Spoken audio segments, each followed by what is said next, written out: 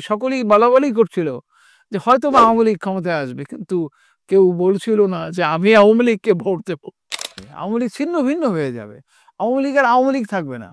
এই 42 বছর পরে হিসাব করেন, খোঁজ করেন যে আওয়ামী লীগ বেঁচে আছে কিনা, মাইক্রোস্কোপ দিয়ে দেখতে হলো, শেষ আওয়ামী লীগ। 17 বছরে বিএনপি লোকেরা খায় নাই, তারা অভুক্ত আছে। অভুক্ত হলে কি মানে সামনে থেকে যা পায় তাই তো খেতে শুরু করে আর কি। বাংলা ভাষায় তো তাকে ছেলের মতো মনে করতো, বলছে যে তুমি আনটিল না লাললেস, তোমার দরকার নেই, ইলেকশন দেওয়ার দরকার নেই, রাজনীতি করার দরকার নেই, তুমি এককভাবে চালিয়ে যাও। এই গ্রিন সিগন্যালটি জিয়াউর রহমানকে দিয়েছিলেন আমাদের প্রবীণ নেতা, অন্যতম এই জাতীয় অন্যতম স্থপতি মাওলানা ভাসানী। শেখ হাসিনা পরিবর্তন করেছেন, আল্লাহর প্রতি গভীর আস্থা ও বিশ্বাস উঠিয়ে দিয়েছেন, বিসমিল্লাহ রাহমানির উঠাতে সাহস করেন নাই। 17 বছর বিএনপি নির্যাতিত হয়েছে, তার ফলে বিএনপির নেতাকর্মীদের মধ্যে একটা বিপরীত মনোভাব, মানে মানে সেই আওয়ামী লীগের মতো চাঁদাবাজি, সন্ত্রাস, দখল, বেদখল ইত্যাদি ঘটনাগুলো ঘটছে। শেখ হাসিনা ক্ষমতাসীন না হওয়া পর্যন্ত ভারত ওই অশান্তি বাহিনীকে অশান্তি সৃষ্টির জন্যই ব্যবহার করেছে, যখন তাদের লোক শেখ হাসিনা। প্রিয় দর্শক, মেটানোস নিবেদিত আইলিউএসবিডি সাম্প্রতিক সময়ে বাংলাদেশের বিভিন্ন ইস্যু নিয়ে বিশেষ অনুষ্ঠান আইএফ প্রকোপে আমি জুয়েল আজম আপনাদের স্বাগত জানাচ্ছি। আজকে যিনি আমাদের অতিথি হিসেবে রয়েছেন তিনি জাহাঙ্গীরনগর বিশ্ববিদ্যালয়ের সরকার ও রাজনীতি বিভাগের প্রাক্তন অধ্যাপক, বিশিষ্ট শিক্ষাবিদ ও রাষ্ট্রবিজ্ঞানী ডক্টর আব্দুল লতিফ মাসুম স্যার। আসসালামু আলাইকুম স্যার, স্বাগত জানাচ্ছি আপনাকে। কেমন আছেন? আলহামদুলিল্লাহ। স্যার, আপনি তো জিয়াউর রহমানের নিয়ে বিস্তর গবেষণা করেছেন, বই লিখেছেন। আমরা যদি আপনার কাছে জানতে চাই যে জিয়াউর রহমান কিভাবে একজন সেনানায়ক থেকে রাষ্ট্রনায়ক হয়ে উঠলেন, তার রাজনৈতিক জীবনের যে টার্নিং পয়েন্টটা কি ছিল? প্রথম কথা হলো যে যে কোনো রাষ্ট্র নির্মাণ বা মুক্তিযুদ্ধ বা স্বাধীনতা সংগ্রামে বিভিন্ন ব্যক্তিত্ব বিভিন্নভাবে অবদান রাখে। পৃথিবীর বিভিন্ন দেশে তাদের ফাদার ফিগার বলা হয়। যেমন ধরেন ইন্দোনেশিয়া সুকার্নো, মানে নতুন তুর্ক নির্মাণে আতাতুর্ক, জামাল আব্দুল নাসের নতুন সমাজতান্ত্রিক মিশর নির্মাণে, স্বাধীনতা সংগ্রামে পাকিস্তানে কায়েদে আজম মোহাম্মদ আলী জিন্নাহ, ভারত মহাত্মা গান্ধী, আপনি আফ্রিকার বিভিন্ন দেশের জেমু কেনিয়াত্তা, যেমন কেনিয়ার ফাদার ফিগার, নক্রুমা হচ্ছেন ঘানার ফাদার ফিগার। এভাবে বিভিন্ন সময় বিভিন্ন ব্যক্তি আমাদের ইতিহাস এবং আমাদের ভূগোলে প্রাধান্য লাভ করে থাকেন। সেক্ষেত্রে জিয়াউর রহমান বাংলাদেশের একটি বড় ধরনের ব্যক্তিত্ব, যিনি বাংলাদেশের স্বাধীনতা সংগ্রামে একটা পথিকৃৎ বা পায়োনিয়ারিং ভূমিকা পালন করেছেন। তাকে বলা হয় স্বাধীনতার ঘোষক। স্বাধীনতার ঘোষক কিভাবে হলেন? রাজনৈতিক ব্যক্তিবর্গ তথা এখানে আওয়ামী লীগ তখন প্রধান রাজনৈতিক দল ছিল। 1970 সালের নির্বাচনের মাধ্যমে তারা এই অঞ্চলে নিরঙ্কুশ আধিপত্য, নিরঙ্কুশ প্রতিনিধিত্ব লাভ করেন পশ্চিম পাকিস্তানিদের তুলনায়। সেখানে রাজনৈতিক আলোচনার মাধ্যমে এই অঞ্চলের স্বার্থ রক্ষার চেষ্টাটা রাজনৈতিক নেতৃবৃন্দ করেন, কিন্তু রাজনৈতিক উপায়ে রাজনৈতিক সমস্যার মোকাবেলার বিষয়টি পাকিস্তানের তথাকথিত সামরিক জান্তার কবলে নিপতিত হয় এবং এটি ব্যর্থ হয়। 25শে মার্চের ওই সময়টায় কথা ছিল যে 25শে মার্চের রাত্রে আবার একটি বৈঠক হবে মুজিব ইয়াহিয়া, কিন্তু সেটি না করে ইয়াহিয়া খান সন্তর্পণে রাজধানী ত্যাগ করেন এবং বাংলাদেশ জাতীয় রাষ্ট্রকে একটি অমারিশার সম্মুখীন হতে হয়, একটি কালো রাত্রির সম্মুখীন হতে হয়, এটি পাকিস্তানি বীভৎসতার সম্মুখীন হতে না। এই বীভৎসতার মোকাবেলায় রাজনৈতিক নেতৃত্ব তার বুদ্ধিমত্তা, দূরদৃষ্টি মতো কাজ করতেই ব্যর্থ হয়। ব্যর্থ রাজনৈতিক নেতৃত্ব পাকিস্তানের কাছে বলতে গেলে আত্মসমর্পণে। সেই সময়টা কিন্তু একটি আ আমি আমা আমি আমি তখন 11 ক্লাসের ছাত্র মাত্র, কিন্তু সবকিছু বুঝি। আমার কাছে একটি ট্রানজিস্টর ছিল। এই যে মানে এক বাপের আদুরে ছেলে হিসাবে তখন আদুরে প্রতীক হিসাবে একটা ট্রানজিস্টর আমার কাছে ছিল। আমি সেটা নিয়েই সারাক্ষণ ব্যস্ত থাকতাম। আমার মনে আছে, খুব ভালোভাবেই মনে আছে। আমি ধরেন সকাল ৯ টার দিকে আমাদের বারান্দায় মানে ওই ট্রানজিস্টরটি বুকে নিয়ে এ শুনছি, ঢাকা কেন্দ্র শুনছি, চট্টগ্রাম কেন্দ্র শুনছি। এমন সময় একটি শব্দ, একটি আ বড় ধরনের একটি ঘোষণা ভেসে আসলো, "I major Ziaur Rahman declare independence of Bangladesh."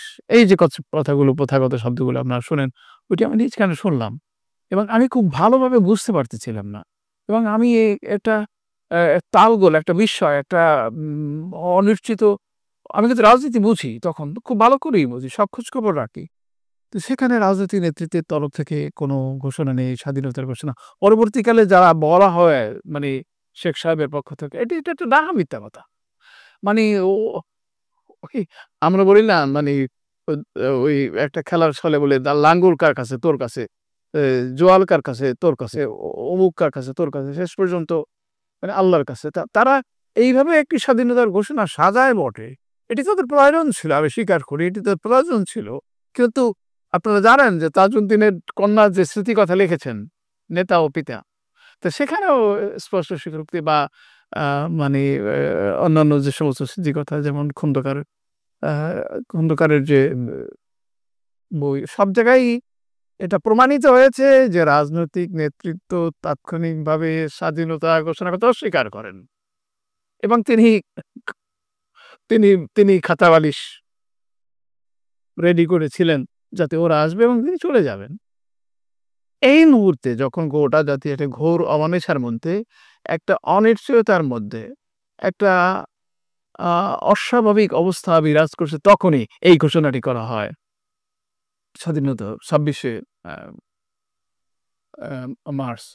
তো এরপরে আরেকবার স্বাধীনতার ঘোষণা করা হয়, যেটি তাদের রাজনৈতিক পরামর্শে পরবর্তীকালে জানা যায় যে জিয়াউর রহমানকে পরামর্শ দেওয়া হয়েছে যে আপনি স্বাধীনতার না করলে, যদি আরেকটু স্পষ্ট করে বঙ্গবন্ধুর নামে বলেন, শেখ সাহেবের নামে বলেন, তাহলে আরো এটি আইনানুগতা পায়, আন্তর্জাতিক স্বীকৃতি পায়। সেই জন্য তার তো রাজনৈতিক নেতৃত্বের বা রাজনৈতিক কর্তৃত্বের কোনো শখ বা কোনো আ আশা আকাঙ্ক্ষা ছিল না। তিনি রাজনৈতিক নেতাদের, নেতৃবৃন্দের পরামর্শ মোতাবেক সেটা তিনি করেন এবং এই ঘোষণার মাধ্যমে সেই আওয়ামী লীগেররা বলে না যে বা নাম নেহাত মেজর, সেই যে নাম নেহাত মেজর, সে তো 0 থেকে হিরো হয়ে যায়।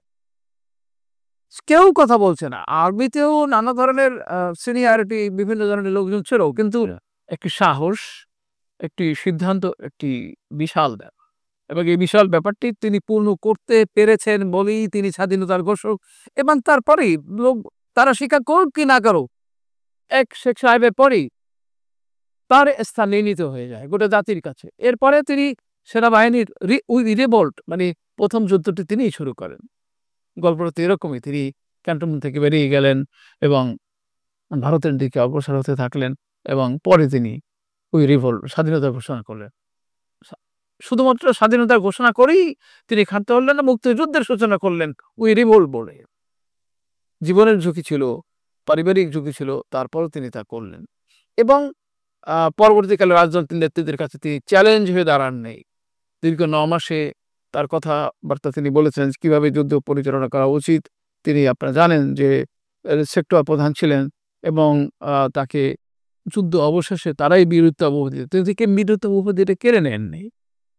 তাকে বীরত্ব উপাধি দেওয়া হয় এবং যেহেতু তিনি রাজনৈতিকভাবে ইতিমধ্যে একটি নৈকট্য, জনসমর্থন, নন্দিত অবস্থা তার রয়েছে, সম্ভবত সেটি বিবেচনা করে শেখ সাহেবের সরকার তাকে সেনাবাহিনী প্রধান না করে ২য় প্রধান স্থানে স্থাপন করো। অথচ তিনিই ছিলেন সবচাইতে সিনিয়র। তো সেনাবাহিনীর, আপনারা জানেন যে সেনাবাহিনী, শেখ সাহেব সেনাবাহিনীকে একটি অপরিহার্য বিষয় মনে করতেন। তিনি নিজেই বলেছিলেন, হোয়াইট এলিফ্যান্ট। শ্বেতহস্তি তিনি পালন করতে চাননি। বাংলাদেশের সেনাবাহিনী সম্পর্কে তার ভালো ধারণা ছিল না। যেহেতু দীর্ঘ ২৩ বছরে পাকিস্তানের সেনাবাহিনী দ্বারা আ নিপীড়িত হয়েছেন, নির্যাতিত হয়েছেন। সেই কারণে তিনি সেনাবাহিনীকে আদৌ দেশের সার্বভৌমত্বের প্রতীক হিসেবে গ্রহণ করেননি। বরং ভারতের যে সাজেশন ছিল, তিনি মনে করতেন যে সেনাবাহিনীর পিছনে এত টাকা খরচ করে লাভ নেই। দেশের উন্নয়নে কাজ করা উচিত। আমাদের গরিব দেশ। এইসব কথাবার্তা তিনি গোপন রাখেননি। একেবারে আনুষ্ঠানিকভাবেই বলেছে। তো এরপরে আ সেনাবাহিনীর প্রতি যে বিরূপ অবস্থা তার, রক্ষী বাহিনীর সৃষ্টি। রক্ষী বাহিনী ঠিক বিমাতার মতো আরকি। রক্ষী বাহিনী যেমন হচ্ছে নিজের ছেলে, আর সচিনের ছেলে হচ্ছে সেনাবাহিনী। আমি সেনাবাহিনীতে তখন আমি পরিদর্শন করতে গেছি। আ মানে আমার এক আপনজন ছিলেন ওখানে সামান্য সৈনিক হিসাবে। তার কাছে মাঝে যেতাম। আমি গিয়ে দেখি যে ভাত নেই। আমার কাছে উনি লজ্জা পাচ্ছিলেন। আমার যে হোস্ট, উনি লজ্জা পাচ্ছিলেন যে ভাত খাওয়াতে পারবেন না, রুটি খাওয়াবেন। এবং রুটি নিয়েও সেখানে ওই যে ওদের গ্যারেজ আর কি ওদের খাওয়ার জায়গা ওই আ খাওয়ার জায়গা আমি গিয়ে দেখলাম যে তারা ঝগড়া করছে। মানে থাল প্রতিনিক্ষেপ করছে। খাবে না রুটি। রুটি খাবে না। এখন তো আমরা রুটি সহজেই খাই। কিন্তু তখনকার দিনে রুটি খাওয়ানো খুব সহজ ব্যাপার ছিল না। পাকিস্তানিরা আমাদেরকে রুটি খেতে যখন বলেছে তখন বলেছে যে ওদের গরুর খাবার, ওদের ঘোড়ার খাবার আমাদেরকে খাওয়াচ্ছে। এটা বাঙালিরা খাবে না। ভাতেও আছে বাঙালি ইত্যাদি। যাই হোক, ওই সেনাবাহিনীর প্রতি যে বিরূপ অবস্থা, এই বিরূপ অবস্থায় সেনাবাহিনীর অভ্যন্তরে আমি সেনাবাহিনীর উপর আ পলি মানে গবেষণা করেছি। আপনারা যেমনটি বললেন যে জিয়াউর রহমানের উপর আমি গবেষণা করেছি। আমার গবেষণার এক্সাক্ট বিষয় ছিল military politics in third world, A case study of Bangladesh, Ziaur Rahman. তো সেখানে এইটা মানে ব্যাকগ্রাউন্ড হিসাবে, পটভূমি হিসাবে আমরা বিভিন্ন মানুষের কাছে গেছি, ক্যান্টনমেন্টে গেছি, বিভিন্ন সূত্র থেকে তথ্য সংগ্রহ করার চেষ্টা করেছি। আমার নিজের দেখা যে বিরূপ মনোভাব সরকারের প্রতি সেটা দেখেছি। সেনাবাহিনীর কম্বল ছিল না।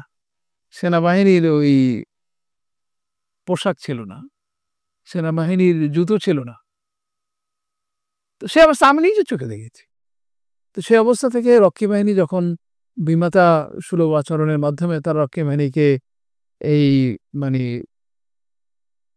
একেবারেই শান শওকতের সাথে একেবারেই আরাম আয়েশের সাথে লালন করছিল, তখন সেটা অটোমেটিক একটি মনস্তাত্ত্বিক বিরোধ, একটি শত্রু তৈরি হয়ে গেছে রক্ষী বাহিনী। তো এই যে লালিত যে ক্ষোভ, এটা সহজে প্রকাশ করার মতো তো না। সেনাবাহিনী তো একটা প্রথাবদ্ধ, বিধিবদ্ধ, শক্ত একটি স্প্যান অফ কন্ট্রোলের মাধ্যমে চলে। তো সেইখানে আপনারা জানেন যে ১৫ই আগস্ট সংগঠিত হয়। ১৫ই আগস্টের মিথ্যা কথা বলে আওয়ামী লীগের লোকেরা। যে সেনাবাহিনীর সাথে মানে জিয়াউর রহমানের কি সংযোগ ছিল। যতটা আমি জানি বা যতটা পড়েছি, আমাকে তো পড়তে হয়েছে অনেক। যেমন ধরেন মাসকারান হাস তার যে এ লেগেসি অফ ব্লাড বইয়ে ঘটনা উল্লেখ করেছেন যে একসময় আ এই চক্রের প্রধান কর্নেল রাশিদ জিয়াউর রহমানের বাসায় গিয়েছিলেন। জাস্ট সৌজন্য সাক্ষাৎ হিসাবে। তিনি আকারে ইঙ্গিতে কিছু কথা বলতে চেয়েছিলেন এবং জিয়াউর রহমান সেদিন থেকেই গেটে অর্ডার দিয়ে রেখেছিলেন যে এই লোকটি যেন দ্বিতীয়বার তার সাথে সাক্ষাৎ করতে না পারে। এটা তো প্রামাণ্য কথা। তো সুতরাং তাদের ব্যর্থতাকে, তাদের অপারগতাকে, তাদের অযোগ্যতাকে জিয়াউর রহমানের উপর চাপিয়ে দিয়ে তারা বলছে তিনিও অংশীদার ছিলেন। নো, কোনোভাবেই অংশীদার না। আমি আরেকটা সাক্ষ্য দেই। সেটা হচ্ছে যে আপনারা ওই আ লেফটেন্যান্ট কর্নেল উম ওই যে তাহেরের আ তাহেরের এটা ওই যে খালিদ মোশাররফের সাথে ছিলেন আ সাফায়াত জামিল। Lieutenant colonel Safayat Jamil. সাফায়াত জামিল লক্ষ্য করেন ঘটনাটি। ১৫ই আগস্টের বিপরীতে ৩রা নভেম্বর ১৫ই আগস্টের বিপরীতে ৩রা নভেম্বর যে প্রতিবিপ্লবী ঘটনাটি ঘটে, সেখানে নেতৃত্ব দিয়েছিলেন খালেদ মোশাররফ। খালেদ মোশাররফের পরবর্তী ব্যক্তিত্ব ছিলেন এই যে বললাম যে লেফটেন্যান্ট কর্নেল শফাত জামিল। আমি শফাত জামিলের খোঁজ করছিলাম। হি ওয়াজ ট্রাস্টলেস। কিন্তু মানে ভাগ্যক্রমে আমি এক জায়গায় তাৎক্ষণিকভাবে মানে ওনার সাথে দেখা হয়ে যায়। আমি এই উত্তরায় সেই সময়ে 1988 সালে ফিরে আসি, যেখানে এখানে একরকম কোনো বসতিই ছিল না। ওনার বাসা ছিল ওইখানে। উনি পরে ছিলেন শফাত জামিল। তার সাথে আমি বিস্তারিত সাক্ষাৎকার গ্রহণ করি। তিনি আমার কাছে বলেননি, ইঙ্গিতও দেননি যে জিয়াউর রহমান এই আগস্ট হত্যাকাণ্ডের জন্য কোনো না কোনোভাবে দায়ী ছিলেন। এটা তো আমার কাছে বলেছেন। হয়তোবা তখন জিয়াউর রহমান তখন এরশাদের সময় অবশ্য, তখন তিনি মুখ খুলতে নাও পারেন। কিন্তু আনন্দের কথা হচ্ছে, সত্যের সাক্ষ্য হচ্ছে এই যে পরবর্তীকালে উনি ২-৩টি বুকলেট বা বই প্রকাশ করেছেন। প্রতিটি বুকলেটই আমার কাছে আছে। তাতে তিনি জোরেশোরেই বলেছেন, নো, জিয়াউর রহমান কোনোভাবেই আওয়ামী লীগের আমলে বলেছেন। এটা তো এই সময়ের কথা। আওয়ামী লীগের আমলেই উনি বলেছেন যে জিয়াউর রহমান কোনো সংশ্লিষ্ট ছিলেন না। এটা একটি সত্যের সাক্ষ্য। তো যাই হোক, যেটা আমরা বলছিলাম যে জিয়াউর রহমানের লাইমলাইটে আসার বিষয়টি, জিয়াউর রহমান আপনারা সবাই জানেন যে কর্নেল তাহের এর কাছে সেনাবাহিনীর লোকেরা যায়, জাসদের একটি গোপন সেল ছিল এবং কতটা গোপন সেল ছিল, কে তার নেতৃত্বে ছিল তার রেকর্ড আমার কাছে রয়েছে। তো সেখানে একজন আব্দুর রউফ তিনি আমার কাছে সাক্ষ্য দিচ্ছেন যে তারা নারায়ণগঞ্জে অবস্থানকারী কর্নেল তাহেরের কাছে যান বুদ্ধি পরামর্শের জন্য যে এই যুদ্ধ অবস্থা সৃষ্টি হয়েছে। ওই সময়ের অবস্থা ৩রা নভেম্বর থেকে ৭ই নভেম্বর ৩-৪ দিনের ব্যাপার, কিন্তু গুমোট অবস্থা দেশের বাইরেও দেশের ভিতরেও। তো সেখানে তারা গিয়ে শফাত জামিল ওদের বিপরীতে কি করা যায় এ নিয়ে বুদ্ধি পরামর্শ হচ্ছে। তাকে তারা ট্রেনে করে, বা জানেন কর্নেল তাহের তো একটু আহত ছিলেন, তার পা হারিয়েছিলেন মুক্তিযুদ্ধে। তাকে নিয়ে আসা হয় এলিফ্যান্ট রোডের একটি বাসায়। এলিফ্যান্ট রোডের বাসায় সবাই যেহেতু শহরে অবস্থান করে, সবাই সব পক্ষের লোকেরা তার কাছে গিয়ে ধারণা দেয় যে কি করা যায়। তো তিনি তাদেরকে রাজনৈতিক নির্দেশ দেন এবং আবার রিপোর্ট করতে হবে। সে পরিকল্পনা অনুযায়ী ৬ নভেম্বর রাত্র ১২টায় ১ মিনিটে তারা বিদ্রোহ করবেন। আমার একটি বই আছে, জিয়াউর রহমান আচ্ছাদিত ইতিহাস, জিয়াউর রহমান নভেম্বর বিপ্লব, এরকম একটা বই আছে আমার, মোট ২টো বই। তো ওখানে একেবারে শুনলে অবাক হবেন যে আমি খোঁজ করে প্রতি মিনিটের খবর নেওয়ার চেষ্টা করেছি। ১২টা ১ মিনিটে কি হলো, ১২টা ১০ মিনিটে কি হলো, ১২টা এরপরে আস্তে আস্তে আস্তে আস্তে আস্তে আস্তে সমস্ত সৈনিকরা বিদ্রোহ করে বেরিয়ে আসে এবং একটা পর্যায়ে গিয়ে জিয়াউর রহমানকে এনে তারা সেকেন্ড ইস্ট বেঙ্গলে বসায়। তার বাসায় তিনি তখন এই মানে ঘুমের পোশাকে ছিলেন। সেই পোশাকেই ধরে নিয়ে আসে সৈনিকরা। এখানে একটা সিক্রেসির কথা বলে রাখি। কর্নেল তাহেরের নির্দেশ ছিল যে জিয়াউর রহমানকে কোনোভাবেই প্রকাশ্যে আনুষ্ঠানিকভাবে আনা যাবে না, গোপনীয়তার সাথে তাকে ওই কর্নেল তাহেরের বাসায় তাকে নিয়ে আসা হবে। কিন্তু গোপনীয়তার বিষয়টি আর গোপন থাকেনি। শত শত সৈনিক ওই গ্রুপের, আমি নাম ভুলে গেছি, আমি গ্রুপের নাম দেখে আমি বলতে পারবো যে সেই গ্রুপের সাথে চলে যায় শত শত সৈনিক। এখন ওদের তো সিক্রেসি নির্দেশ হলো যে কর্নেল তাহেরের কাছে নিয়ে যাবো, এলিফ্যান্ট রোডে নিয়ে যাওয়া, কিন্তু তারা কাঁধে করে তারা সেকেন্ড ইস্ট বেঙ্গলে বসায় শত শত সৈনিক সমত, এবং সেখানে অনেক অনেক বিশাল জমায়েত হয়ে যায়। মানে তখন যখন তাহেরের কাছে আসে তারা, তাহের বারান্দায় দাঁড়ানো ছিল, ওই দোতলায় দাঁড়ানো ছিল বারান্দায়।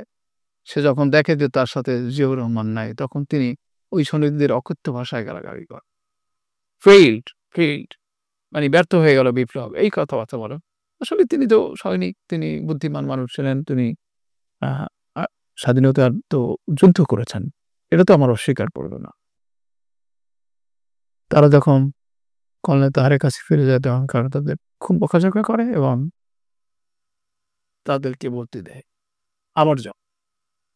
2nd ফিল্ড রেজিমেন্টের উনি বসা ছিলেন।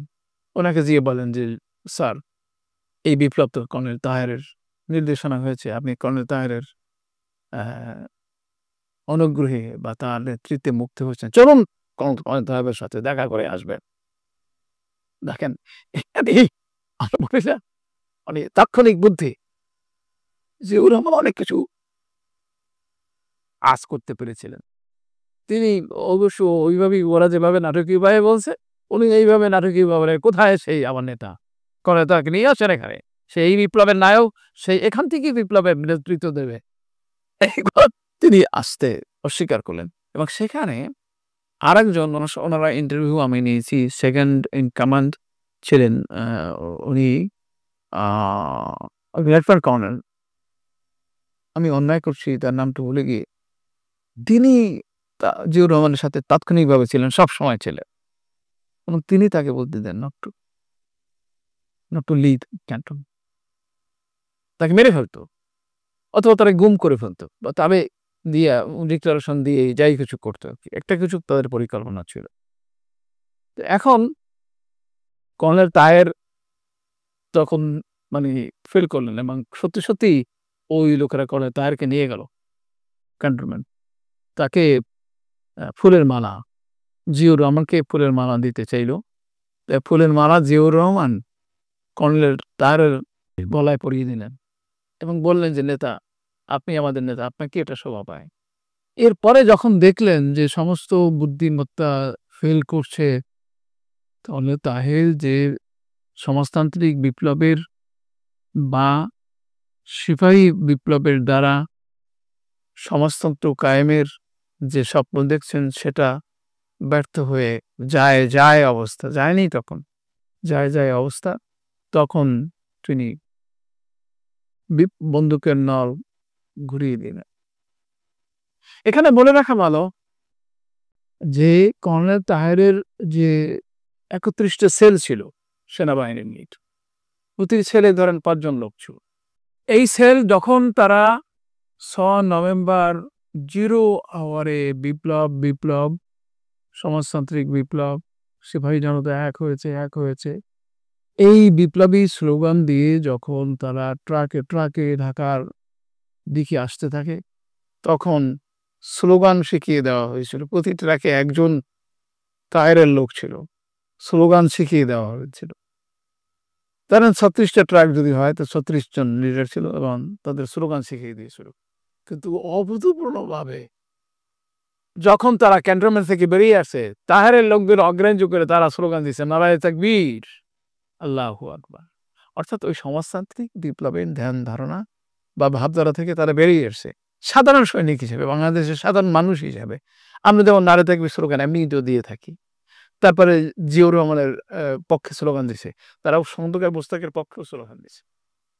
এই শরিকের এখন যাদেরকে তাহের তৈরি করেছে মানে সমাজতান্ত্রিক বিপ্লবের জন্য তারা কলের তারা মানে তারা মানে জিয়াউর রহমানের ছবি ট্রাকে তুলেছে, খন্দকার মোশতাকের ছবি তুলেছে। অত কিছু তো তারা বোঝে না। খন্দকার মোশতাককে, জিয়াউর রহমানকে এর মধ্যে আবার বিভেদ আছে, কি ভালো মন্দ আছে। তো সেখানেই তিনি আবার সেই মানে স্বাধীনতা যুদ্ধে যেমন একটা ক্রাইসিস আওয়ারে তিনি নেতৃত্ব দিলেন। একত্র ভাগ্য মানে আমরা বলি না ডেস্টিনি ভাগ্য। বাংলাদেশ জাতি রাষ্ট্রের আমি মাঝে বলি যে ভাগ্যই কেন যেন জিয়া পরিবারের হাতে যেন চলে যায়। জিয়াউর রহমান স্বাধীনতার ঘোষক হলেন। তারপরে নভেম্বরের সৈনিক বিপ্লবের নেতৃত্ব দিলেন। তারপরে ম্যাডাম খালেদা জিয়া ৯০ এর নেতৃত্ব দিলেন। এখন তারেক জিয়া আল্টিমেটলি নেতৃত্ব দিচ্ছেন। তার একটা পরম্পরা চলে আসে আরকি। যাই হোক এভাবেই তিনি নেতৃত্বে চলে আসেন এবং গ্র্যাজুয়ালি ওই ৭ই নভেম্বরের সৈনিক বিপ্লবের মাধ্যমে একটা গৌরবময় বিপ্লবের মাধ্যমে শত শ্রমিক এই সাধারণ মানুষ ওই বিপ্লবকে সৈনিকরা যখন বেরিয়ে আসে তখন তাদের পক্ষে স্লোগান দেয়, তারাও মিছিল বের করে।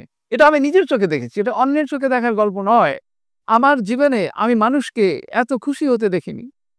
ঈদে মানুষ খুশি হয় না, একে অপরকে আলিঙ্গন করে, ঠিক তদ্রুপভাবে ওই দিনটাতে আমার একটা মানে একটা ছিল, নেশা ছিল বা একটা মজা করার জায়গা ছিল যে আমি ওই সময় মন খারাপ লাগলে রিক্সা করে ঘুরে বেড়াতাম।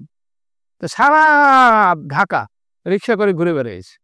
চকবাজার গেছি, কমলাপুর গেছি, মিরপুর গেছি, যেখানেই গেছি শত সহস্র মানুষের স্লোগান জিয়াউর রহমান জিন্দাবাদ, খন্দকার মোস্তাক জিন্দাবাদ, এবং বিপ্লবের সমর্থনে মানুষ তাদের ফুল দিচ্ছে, তাদেরকে মিষ্টি খাওয়াচ্ছে। এই এক অপূরূপ দৃশ্য। এই বিপ্লবের মাধ্যমেই জিয়াউর রহমান ক্ষমতায় আসেন।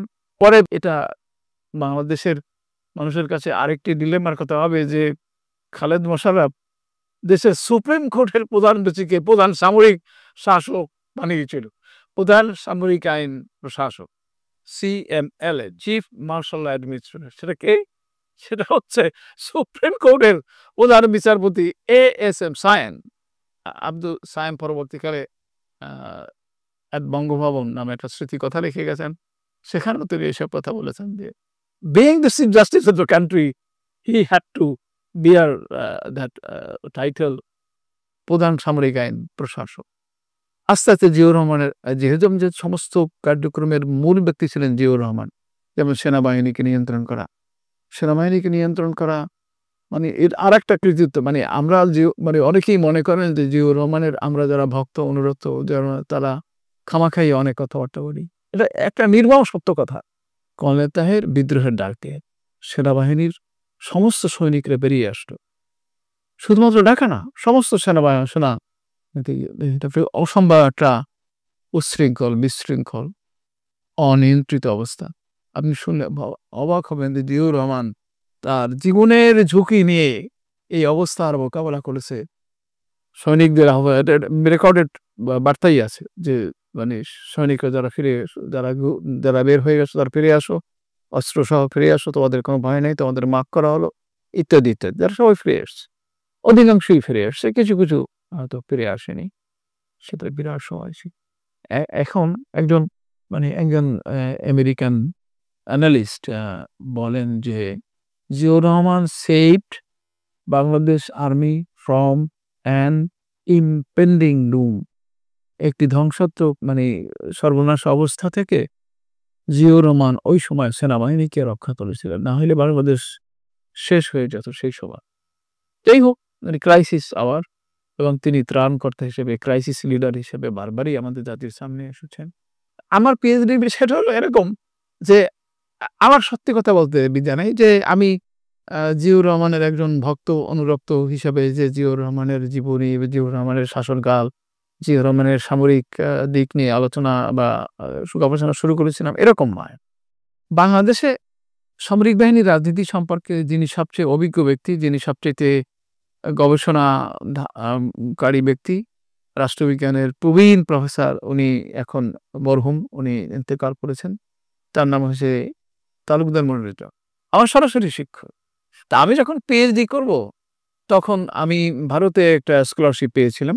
সেই ভারতের স্কলারশিপের অধীনে যাদবপুর বিশ্ববিদ্যালয়ে গবেষণা করি, এবং সেখানে আপনারা বুঝবেন কেন প্রস্তাবনা দিতে হয় যে কিসের উপর গবেষণা করবেন, কেন করবেন, কোন সময় করবেন, কিভাবে করবেন ইত্যাদি। এটাকে আমরা বলি রিসার্চ প্রপোজাল। তা রিসার্চ প্রপোজাল তৈরি করার জন্য, রিসার্চ টাইটেল ঠিক করার জন্য প্রথমত শিরোনাম আগে বিষয়টা ঠিক করবেন। তো বিষয়টা নির্ধারণের জন্য আমি তালুকদার মনিরুজ্জামানের কাছে যাই। তালুকদার মনিরুজ্জামান খুব কম কথা বলতেন।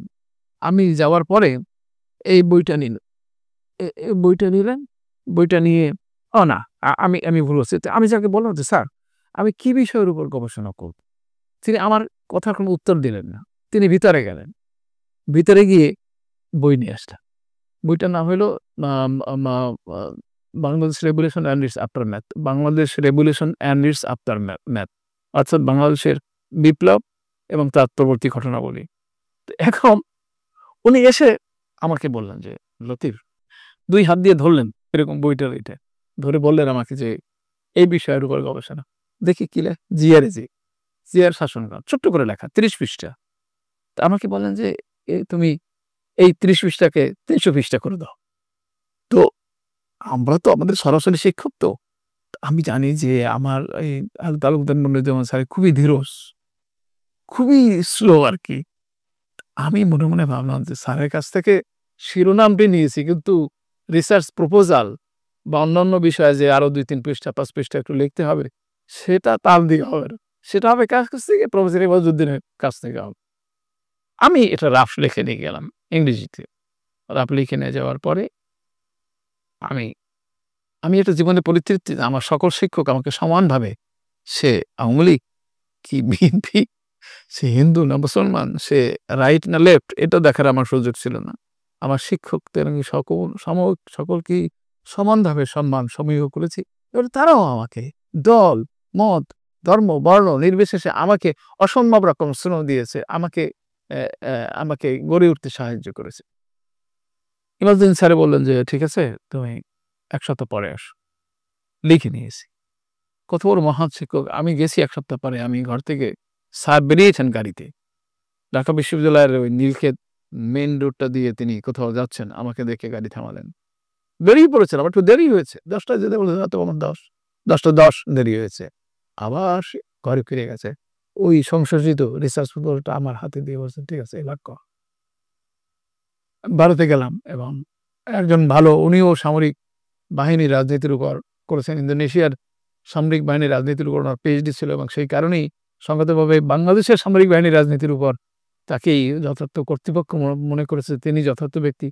তার খুবই নামি দামি প্রফেসর, এখনো তিনি বেঁচে আছেন। বালাদার ঘোষাল নামে। এখন তিনি জওহরলাল বিশ্ববিদ্যালয়ের শিক্ষক হিসাবে অবসরে গেছে। যাদবপুর থেকে তিনি পরে তার নিজের যোগ্যতা এবং নিজের প্রতিভা, নিজের নামের ধামে জওহরলাল বিশ্ববিদ্যালয়, জানেন তো যে জওহরলাল বিশ্ববিদ্যালয়, জওহরলাল নেহরু বিশ্ববিদ্যালয় হচ্ছে ভারতের শ্রেষ্ঠ বিশ্ববিদ্যালয়। সেখানে তিনি ছিলেন। এখন তিনি অবসরে আছেন। জিয়াউর রহমানের যে রাজনীতি শাসনামল ছিল, সে সময় বা ক্ষমতার যে সময়টা ছিল, এটা কি কোনোভাবে মিলিটারি ইনফ্লুয়েন্সড গভর্নমেন্ট ছিল কিনা? আপনার কাছে কি মনে হয় এই বিষয়ে? অবশ্যই কথাটা হলো এরকম যে এটাকে আমরা মিলিটারি গভর্নমেন্ট বলব। কিন্তু সামরিক নেতৃত্বের দ্বারা, সামরিক বাহিনী দ্বারা, সামরিক আইন দ্বারা এই দেশটি শাসিত হয়নি। এটা হচ্ছে জিয়াউর রহমানের কৃতিত্ব। জিয়াউর রহমান, আমরা আগেই বলেছি যে ধরেন ৭ই নভেম্বরের বিপ্লবের পরে তিনি ক্ষমতার কেন্দ্রবিন্দুতে চলে যান। এটা তো ইচ্ছা করে হয় না। তার মেধা, তার দক্ষতা, তার যোগ্যতা, তার জনসমর্থন, তার দূরদর্শিতা সবকিছু মিলেই এটা হয়েছে। প্রথমে তিনি মানে সামরিক আইন প্রশাসক হলেন, পরবর্তীকালে মানে ওই পদত্যাগ করলেন। আবু সায়েদ মোহাম্মদ সায়েম পদত্যাগ করলেন এবং তিনিই প্রেসিডেন্ট হলেন। 77 এ তিনি এই যে প্রেসিডেন্ট হলেন, এটাকে তিনি বৈধতা দিতে চেয়েছেন। সামরিক বাহিনীর নেতারা সাধারণত বৈধতা পায় না। বৈধতা মানুষ দেয় না। সামরিক বাহিনীকে তারা ন্যাচারাল এলি মনে করে না। শাসক হলো রাজনীতিবিদ। আর শাসকদের অধীনে থাকবে সেনাবাহিনী। তো সেনাবাহিনীর শাসন যখন ঘটে, তখন রাজনীতিবিদরা আল্টিমেটলি অধীনস্থ হয়ে পড়ে না। সেটা তারা পছন্দ করে না। এবং কোনো ক্ষেত্রে কোনো দেশে সামরিক শাসনকে মানুষ সতত স্বাভাবিক মন দ্বারা সমর্থন করে না। এরশাদের সময় হয়েছে। এরশাদের সময় কিন্তু সেনাবাহিনীর এই ক্ষমতা হস্তান্তরকে সাধারণ মানুষ, রাজনীতিবিদরা, বুদ্ধিজীবীরা কেউই সমর্থন করে নাই। অথচ অপরদিকে যেহেতু 15ই আগস্টের পরে বড় ধরনের একটি নেতৃত্বের শূন্যতা ছিল, রাজনৈতিক একটা অচলাবস্থা ছিল, একটা অনিশ্চিত অবস্থা ছিল, একটা অনির্দিষ্ট অবস্থা ছিল। সেই কারণে জিয়াউর রহমান সাধারণভাবেই তার জনসমর্থন লাভ করে। ইতিপূর্বে আমরা বলেছি যে তিনি স্বাধীনতার ঘোষক ছিলেন। স্বাধীনতার ঘোষক ছিলেন, স্বাভাবিকভাবেই জিয়াউর রহমান নামটা সবাই জানে এবং যখন তিনি দায়িত্ব গ্রহণ করে তখন মানুষ খুবই খুশি হয়েছে। এটা আপনাকে বারেই বলছিলেন। খুবই সহজভাবেই মানুষ তার প্রতি তার সমর্থন জ্ঞাপন করেছে। মাওলানা ভাসানী তো তাকে ছেলের মতো মনে করতো। বলছে যে, "তুমি আনটিল আনলেস তোমার দরকার নেই। ইলেকশন দেওয়ার দরকার নেই। রাজনীতি করার দরকার নেই, তুমি এককভাবে চালিয়ে যাও। এই গ্রিন সিগন্যালটি জিয়াউর রহমানকে দিয়েছিলেন আমাদের প্রবীণ নেতা, অন্যতম এই জাতির অন্যতম স্থপতি মাওলানা ভাসানী। তো মাওলানা ভাসানী এই কথা সত্ত্বেও জিয়াউর রহমান যেহেতু অনেক সূক্ষ্মদর্শী ছিলেন এবং আমার পড়াশোনা, আমার অধ্যবসায়, আমার গবেষণা প্রমাণ করে যে তিনি অসম্ভব রকমের দূরদৃষ্টি সম্পন্ন রাষ্ট্রনায়ক ছিলেন। তিনি বললেন এভাবে তো যাবে না। তাহলে বুঝলেন যে সাধারণভাবে এই ২ বছর হয়তো গেল, জিয়াউর রহমানের বিরুদ্ধে কেউ কথা বলছে না, জিয়াউর রহমান খুবই জনপ্রিয়, কিন্তু আস্তে আস্তে আস্তে আস্তে আস্তে এই জনপ্রিয়তা নষ্ট হয়ে যাবে। রাজনীতিবিদরা অনুপ্রেরণা দেবেন, রাজনীতিবিদরা কাজ শুরু করবেন। সুতরাং তিনি যথার্থভাবেই তিনি 76ই 77 একটা পিপিআর পলিটিক্যাল পার্টি রেগুলেশনস করলেন, যাতে রাজনীতিবিদরা আস্তে আস্তে ক্ষমতার দিকে যেতে পারে। এবং তিনি পরবর্তীকালে ইনডোর পলিটিক্স, অর্থাৎ বাইরের রাজনীতি না, আস্তে আস্তে এই আমরা যদি কচ্ছপবতীর কথা বলি আর কি, কচ্ছপবতীতে একটু আস্তে আস্তে আস্তে আস্তে তিনি রাজনীতির আইন করলেন। পরবর্তীকালে রাজনৈতিক দল করার অনুমতি দিলেন। তারপরে দল করার অনুমতি দেওয়ার পরে ঘরোয়াভাবে রাজনীতি পরিচালনার অনুমতি দিলেন। এরপরে এটাকে আমরা বলি সিভিলাইজেশন প্রসেস, বেসামরিকীকরণ প্রক্রিয়া। এই বেসামরিকীকরণ প্রক্রিয়ার মধ্য দিয়ে তিনি ১৯৭৭ সালে প্রেসিডেন্সিয়াল ইলেকশন ঘোষণা করলেন। এর মধ্যে থেকে কিন্তু তিনি প্রথম দিকে তিনি একটা বড় ধরনের একটা কাজ করেছেন। সেটা হচ্ছে যে তার প্রতি জনসমর্থন আছে কিনা সেটা জানার জন্য হানা ভোট করেছেন। হানা ভোটটা তো মানে না করলেও পারতেন, কিন্তু অন্যান্য দেশে দেখা গেছে যে এটা মিলিটারি সাধারণত এরকম একটা হানা ভোট নিয়ে তার প্রতি যাদের আস্থা নির্ণয়ের চেষ্টা করে। প্রেসিডেন্ট আইয়ুব তাই করেছিলেন ১৯৫৮ সালে। তো যাই হোক, হানা ভোট হলো। হানা ভোটের সাথে একটা বিষয় অত্যন্ত গুরুত্বপূর্ণ ছিল, সেটা হচ্ছে এই যে সংবিধানে তিনি যে পরিবর্তনটা করলেন, বিসমিল্লাহির রহমানির রহিম সংযোজন করলেন। রাষ্ট্রীয় মূলনীতি ছিল গণতন্ত্র, সমাজতন্ত্র, জাতীয়তাবাদ, ধর্মনিরপেক্ষতা। তিনি বুঝলেন, he could feel the pulse of the nation, মানুষের নারীর খবর তিনি রাখতেন। ইন্টেলিজেন্সিয়া তো ছিলই, গোয়েন্দা সংস্থা ছিল, কিন্তু সাধারণভাবে বোঝা যায় না মানুষ কি চায়। তো মানুষের আশা আকাঙ্ক্ষার প্রতিধ্বনি করে তিনি বিসমিল্লাহির রহমানির রহিম সংযোজন করলেন এবং মানে গণতন্ত্র রাখলেন।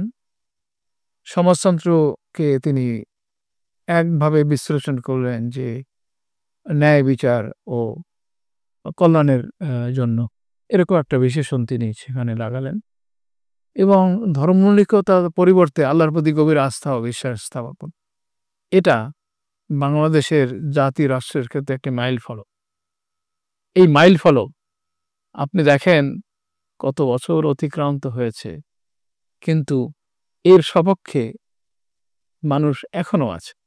পরবর্তীকালে শেখ হাসিনা পরিবর্তন করেছেন, আল্লাহর প্রতি গভীর আস্থা ও বিশ্বাস উঠিয়ে দিয়েছেন, বিসমিল্লাহির রহমানির রহিম উঠাতে সাহস করেন নাই।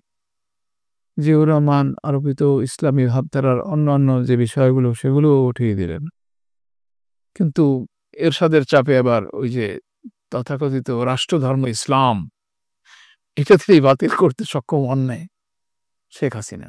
তো এইভাবে জিয়াউর রহমানের লেগেসিটা, জিয়াউর রহমানের উত্তরাধিকার এখন এই বাংলাদেশে ২০২৫ সালে নিরঙ্কুশ হয়ে দাঁড়িয়েছে। আওয়ামী লীগ তো পতিত, আওয়ামী লীগ তো পরাজিত, আওয়ামী লীগ তো নিন্দিত, কিন্তু সেই নিন্দিত পরিবর্তে কি শব্দ আছে? নন্দিত। আওয়ামী লীগ আমলে যদি ইলেকশন হতো তাহলে তো বিএনপি ক্ষমতায় যেত, যদি সত্যি সত্যি ইলেকশন হতো, কিন্তু ৩টে ইলেকশন তো করতে দেয়নি। তো এখন ২০২৪ সালের বিপ্লবের পরে, গণ অভ্যুত্থানের পরে ছাত্র জনতার গণজাগরণের ফলে যা হয়েছে তা আমার ব্যাক টু জিয়াউর রহমান। জিয়াউর রহমানের ভাবধারায় আমার ফিরে গেছে, জিয়াউর রহমানের আদর্শে আমার ফিরে গেছে। সাধারণ ছাত্ররা ওই কথাগুলো বলছে, কিন্তু প্রকারান্তরে জিয়াউর রহমানের আদর্শের কথাই বলছে। তারা গণতন্ত্রের কথা বলছে, তারা ক্ষমতার ভারসাম্যের কথা বলছে, তার ন্যায় বিচারের কথা বলছে, তারা নতুন বাংলাদেশ গড়ার কথা বলছে। সবগুলোই মানে more or less by and large Ziaur রহমানের আদর্শের প্রতিধ্বনি। এবং আদর্শের প্রতিধ্বনি যে কিভাবে এখন সেটা আমরা আরো একটু স্পষ্ট করে বলতে পারি। এখন নির্বাচন হবে। নির্বাচন হবে যে এখানে ১২ বছরের বালকটিও বোঝে যে জিয়াউর রহমানের বিএনপি নিরঙ্কুশ সংখ্যাগরিষ্ঠতা অর্জন করবে। বিএনপি নিরঙ্কুশ সংখ্যাগরিষ্ঠতা অর্জন করবে। সেদিন মাহমুদুর রহমান মান্নাও বলছিলেন যে এক ধরনের অপ্রতিদ্বন্দ্বী একটা রাজনৈতিক নির্বাচন সামনে হতে যাচ্ছে। মানে তার বিপরীতে ইসলামী শক্তিগুলো দাঁড়াতে চেষ্টা করছে। জামায়াত ইসলামী বেশ জনপ্রিয়তা অর্জন করেছে। সলমনের পীর সাহেব যে জনপ্রিয়তা অর্জন করেছেন, আপনারা দেখেন যে হেফাজত ইসলাম, তাদের যে ইসলামের হেফাজতের জন্য তারা যে ত্যাগ তিতিক্ষা রক্ত ঝেড়ে দিয়েছে, তারও এখন একটা মূল্যায়নের সুযোগ হয়েছে। এটা একটি প্রতিবাদী শক্তি, বিএনপির বিপরীতে একটি প্রতিবাদী শক্তি দাঁড়িয়েছে। মনে রাখতে হবে যে জিয়াউর রহমানের ওই সংশোধন না হলে জিয়াউর রহমান আল্লাহর প্রতি গভীর আস্থা ও বিশ্বাস স্থাপন করে জাতীয় ঐক্যতা, ইসলামী অ-ইসলামী বা ডান বাম সব ধরনের দেশপ্রেমিক সৎ মানুষ খুঁজেছেন তিনি, খোঁড় লাগিয়েছেন বিভিন্ন জায়গায় যে ভালো মানুষ কারা, ভালো মানুষকে ধরে এনেছেন, খবর দিয়ে এনেছেন, বঙ্গবাবারা নিয়েছেন, তারপর তাদের সাথে এই বিএনপি গঠন করেছেন। বিএনপি এখন ভুল ত্রুটির মধ্যে আছে, এটাও আমরা বুঝি যে জিয়াউর রহমান তো অনেক আগে অতিক্রান্ত হয়েছে এবং পরবর্তীকালে ১৭ বছর বিএনপি নির্যাতিত হয়েছে। তার ফলে বিএনপির নেতাকর্মীদের মধ্যে একটা বিপরীত মনোভাব, মানে মানে সেই আওয়ামী লীগের মতো চাঁদাবাজি, সন্ত্রাস, দখল, বেদখল ইত্যাদি ঘটনাগুলো ঘটছে। এবং সেখানে মানে এটা আলহামদুলিল্লাহ এটা একটা বিরাট আনন্দের বিষয় যে জিয়াউর রহমানের স্থলাভিষিক্ত যিনি হয়েছেন তারেক রহমান খুব শক্তভাবে এইগুলো মোকাবেলা করার চেষ্টা করছেন। এর মধ্যে ২,০০০ লোকে মানে মানে এক্সপেল করছে, আপনি কল্পনা করতে পারেন ২,০০০ লোককে এক্সপেল করছে এই ধরনের মনোভাব প্রদর্শনের কারণে। তো আমরা আশা করি যে জিয়াউর রহমানের যে আদর্শ, মানে আল্লাহর প্রতি গভীর আস্থা বিশ্বাস, এই বিষয়টাকে মূল কেন্দ্র করে সংবিধান সংশোধিত হবে, ক্ষমতার ভারসাম্য রক্ষিত হবে, দেশপ্রেমিক জনগণ একত্রিত হবে, একটা সুন্দর রাজনৈতিক পরিবেশ। সে বিরোধী দল হতে পারে, কিন্তু বিরোধী দল হওয়ার অর্থ এই না যে রাষ্ট্রের বিরোধী, তাই না? তো অনেকে ভুলভাবে ব্যাখ্যা করে, মানে জামাত ইসলামী রাষ্ট্রের এগুলো ঠিক না। এটা লেজিটিমেট বা যথার্থভাবেই তারা একটা রাজনীতিবিদ, এবং তারা যদি অনেকেই খুব মজা করে বলে যদি জামাত বিএনপি এক হয় তাহলে তার কাউকে লাগে না। তো এটা তো তারা দেখিয়েছে যে জানেন ২০ দলীয় জোট ছিল ২০৯৬ সালে যে ২০৯১ সালে যে সরকার গঠিত হয়, সেই সরকারে জামাতের সমর্থন নেই, জামাত ইসলামের সমর্থন নিয়ে বিএনপি সরকার গঠন করেছিল। তারা বলছে ন্যাচারাল এলি, অর্থাৎ স্বাভাবিক মিত্র। এখন আওয়ামী লীগের সাথে যদি জোর করতে চায় তাহলে অস্বাভাবিক মিত্র হবে তারা। কোথায় বলে না, কাজে বলে না, আচার আচরণে বলে না, অন্যায় অত্যাচার করেছে দীর্ঘ, এখন তারা মিত্র হতে চাচ্ছে। আমি আবার জানা মতে যে তারা ৯১ সালে নির্বাচনের পরে জামাতের কাছে মেসেজ পাঠিয়েছে যে তারা দরকার হলে তাদেরকে ১০টা মন্ত্রিত্ব দেবে, কিন্তু তারা সরকার গঠন করতে চায়। কিন্তু জামাত তো সতত সাধারণভাবে স্বাভাবিকভাবে কোনো রকম শর্ত না দিয়েই জিডব্লিউ চৌধুরীর বাসায় প্রফেসর গোলাম আযম এবং ম্যাডাম খালেদা জিয়া এই যে মিটিং করলেন, এই সরকার গঠিত হলো। এরপরে ২০০১ গিয়ে সেই ঐক্য, সেই যে ধারাবাহিকতা আরো গ্রথিত হলো, আরো শক্ত হলো। তারা মন্ত্রিত্ব নিলেন, দুজন মন্ত্রিত্ব ছিলেন এবং সকলে মিলেই তো দেশটা শাসন করেছেন। যদি এই দেশে কোনো ব্যর্থতার ইতিহাস থাকে তাহলে পরে বিএনপিরও সে দায় নিতে হবে। যদি এই ব্যর্থতার ইতিহাস থাকে তাহলে জামাতকেও দায় নিতে হবে। তারা যেভাবেই হোক তারা সরকার পরিচালনা করেছে এবং সরকার পরিচালনার পরে তারা ১৭ বছর নিপীড়িত নির্যাতিত হয়েছে, জামাতের লোকদেরকে ফাঁসি দেওয়া হয়েছে।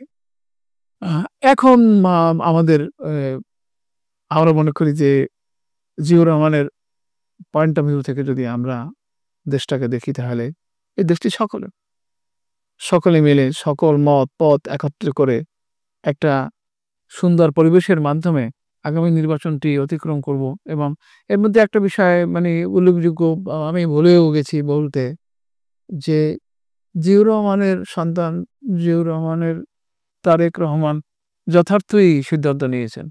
তিনি বলেছেন যে আগামী নির্বাচনে তারা নিরঙ্কুশ জয়লাভ করলেও তারা জাতীয় সরকার গঠন করবেন। অর্থাৎ জাতীয় সরকারে অংশগ্রহণ করার জন্য সমস্ত দল মতকে তারা আমন্ত্রণ জানাবেন এবং বিশেষভাবে সেই সরকারে ডান লোকরা থাকবে, বাম থাকবে, জামাতকেও হয়তো আহ্বান জানানো হবে সরকারে অংশগ্রহণ করার জন্য। চরমনায়ের পীর সাহেবকে অংশগ্রহণ করার জন্য দাওয়াত দেওয়া হবে।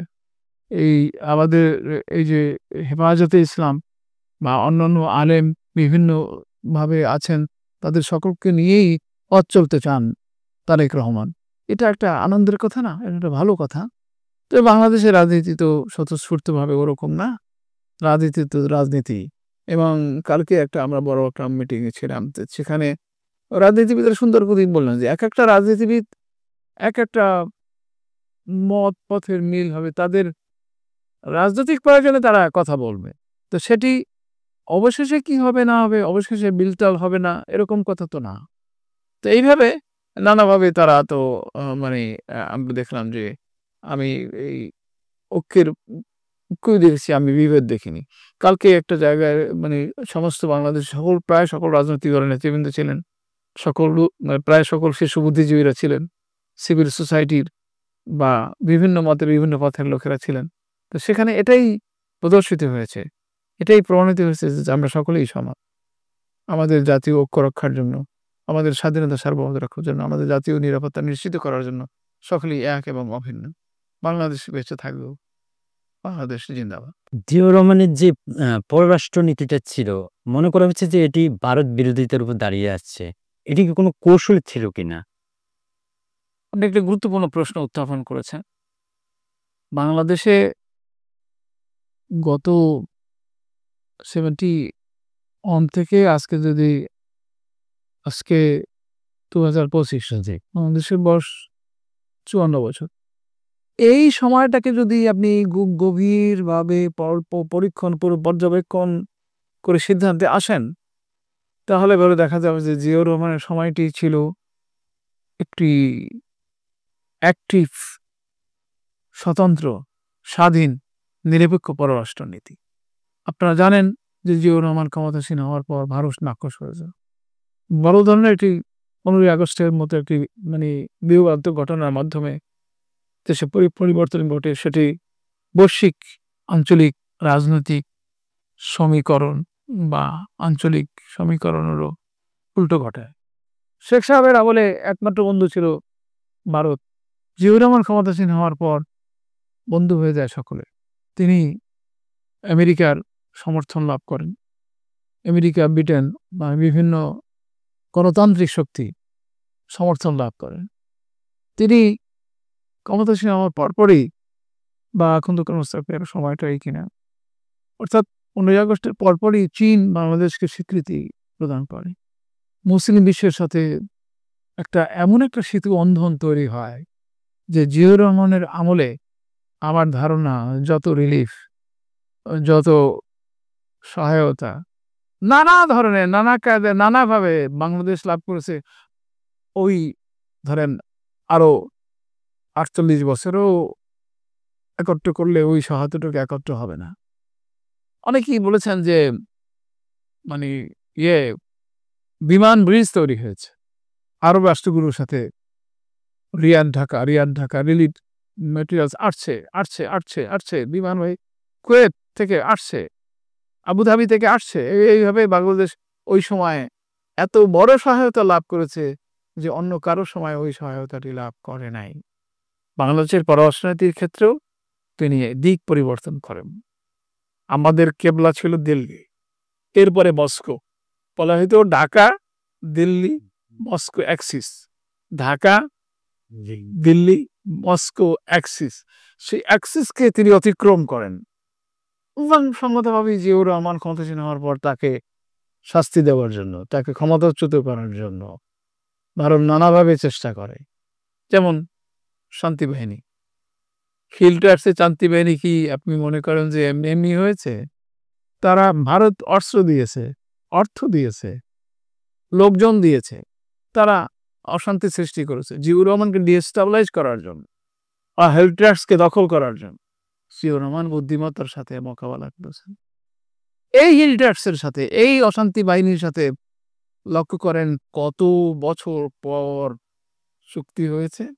তাদের লোক শেখ হাসিনা ক্ষমতাসীন না হওয়া পর্যন্ত ভারত ওই অশান্তি বাহিনীকে অশান্তি সৃষ্টির জন্যই ব্যবহার করেছে। যখন তাদের লোক শেখ হাসিনা ক্ষমতাসীন হয়েছে তখনই তারা চুক্তিতে এসেছে, তখনই তারা তাদেরকে অস্ত্র সমাপন করতে বলেছে।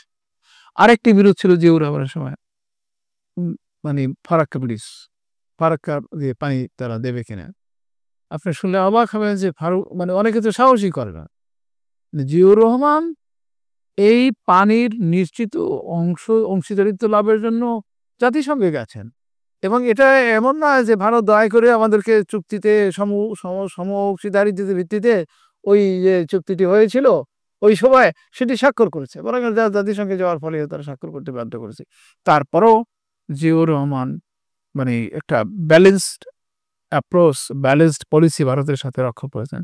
তাদের মধ্যে তিনি ভারতে গেছেন, আমদানি রপ্তানি সবকিছু নিয়ে তিনি একটা স্বতন্ত্র অবস্থান তৈরি করতে পেরেছিলেন ভারতের সাথে। এই বিরোধ সত্ত্বেও আপনারা জানেন তার আরেকটি অপূর্ব সৃষ্টি হচ্ছে সার্ক। সার্ক হচ্ছে সাউথ এশিয়ান রিজিওনাল কোঅপারেশন। এই প্রতিষ্ঠানটি জিয়াউর রহমান শুরু করেন এবং ভারত তার বিরোধিতা করে। ভারত মনে করছে যে এই অঞ্চলের যে দেশগুলো পাকিস্তান, নেপাল, ভুটান, শ্রীলঙ্কা, মালদ্বীপ, এদেরকে নিয়ে জিয়াউর রহমান বোধহয় তার মধ্যে জোট বাঁধছে। কিন্তু তাকে নিশ্চিত করা হয়েছে, ভারতকে নিশ্চিত করা হয়েছে যে না, আপনাদের কথা হবে না। বাইলেটার আবার ভারতও শর্ত দিয়েছে যে দ্বিপাক্ষিক বিষয় এখানে আলোচিত হবে না। ফাইন, উদ্দেশ্য তো সফল হবে। বাংলাদেশের সাথে ভারতের ঝগড়া থাকলে, পাকিস্তানের সাথে ভারতের ঝগড়া থাকলে সেটা ওই ফোরামে সার্ক আলোচিত হবে না, এটা শর্ত দিয়েছিল ভারত, এবং সেই শর্ত মেনেই করা হয়েছে। এখন জিয়াউর রহমানকে তো ওই কৃতিত্বটা আপনাকে দিতে হবে যে সে সার্কের জন্য এরকম করেছে। তারপরে আর একটা ধরেন, আমরা এটাকে বলি, রাষ্ট্রবিজ্ঞানীরা বলে এটাকে লুকিস্ট পলিসি। এই প্রথমবারের মতো জিয়াউর রহমান চিন্তা করলেন যে ভারতের বাইরে, ভারতের থেকে দূরে আমাদের বন্ধুর সন্ধান করতে হবে। তিনি চীনের সাথে বন্ধুত্ব শুরু হল, এবং জিয়াউর রহমানের সময়ই যথার্থভাবে সক্ষমতার সাথে এবং প্রকৃত অর্থে সিমেন্টেড হয় সম্পর্কটি। এরপরে তো এখনো বাংলাদেশের সাথে যে চীনের সম্পর্ক রয়েছে, এই চীনের সম্পর্কের পরও জিয়াউর রহমান পূর্বমুখী পররাষ্ট্রনীতি, যেটাকে লুকিস্ট পলিসি বলি, সেখানে Malaysia, Indonesia, Brunei, Vietnam, Laos, Cambodia, এই পূর্ব দিকের এই দেশগুলো আছে, সিঙ্গাপুর আছে, তো এইগুলোর সাথে তিনি একটা সুন্দর সম্পর্ক করার চেষ্টা করেছেন, যাতে করে বাংলাদেশ পররাষ্ট্রনীতির ক্ষেত্রে একটি স্বাধীন, স্বতন্ত্র, নিরপেক্ষতা নেওয়ার শক্তি অর্জন করে। এরপরে মানে ইউরোপীয় এবং মার্কিন যুক্তরাষ্ট্রের সাথেও তো প্রথমে আমি বললাম যে তাদের শক্তিসমূহ তাদের সাথে সিমেন্টেড হয়, এবং আপনারা শুনে অবাক হবেন যে ওই সময় জিয়াউর রহমানের সময় জাপানের মতো শক্তিকে পরাজিত করে বাংলাদেশ সিকিউরিটি কাউন্সিলের সদস্য নির্বাচিত, বিরাট অর্জন। এই দেশগুলোকে অতিক্রম করে জিয়াউর রহমানের নেতৃত্বে এটা সম্ভব হয়েছে। এটা হলো জিয়াউর রহমানের কৃতিত্ব। এরপরে আরো কৃতিত্ব আছে সংবিধানে। এই যে সংবিধান নীতিমালা বললাম না, সংবিধানের নীতিমালায় উনি লিখে নিয়েছিলেন এটা সাংবিধানিক অঙ্গীকার বাংলাদেশের মুসলিম বিশ্বের সাথে ঘনিষ্ঠতর সম্পর্ক রক্ষা করা। এই শেখ হাসিনা, এই মহিলা, সেটাও খেয়েছে। তো যাই হোক, জিয়াউর রহমান তার কাজের মধ্য দিয়ে মধ্যপ্রাচ্যে বা মুসলিম বিশ্বে একটা স্বতন্ত্র মর্যাদা অর্জন করেন। তা কিভাবে বলবেন?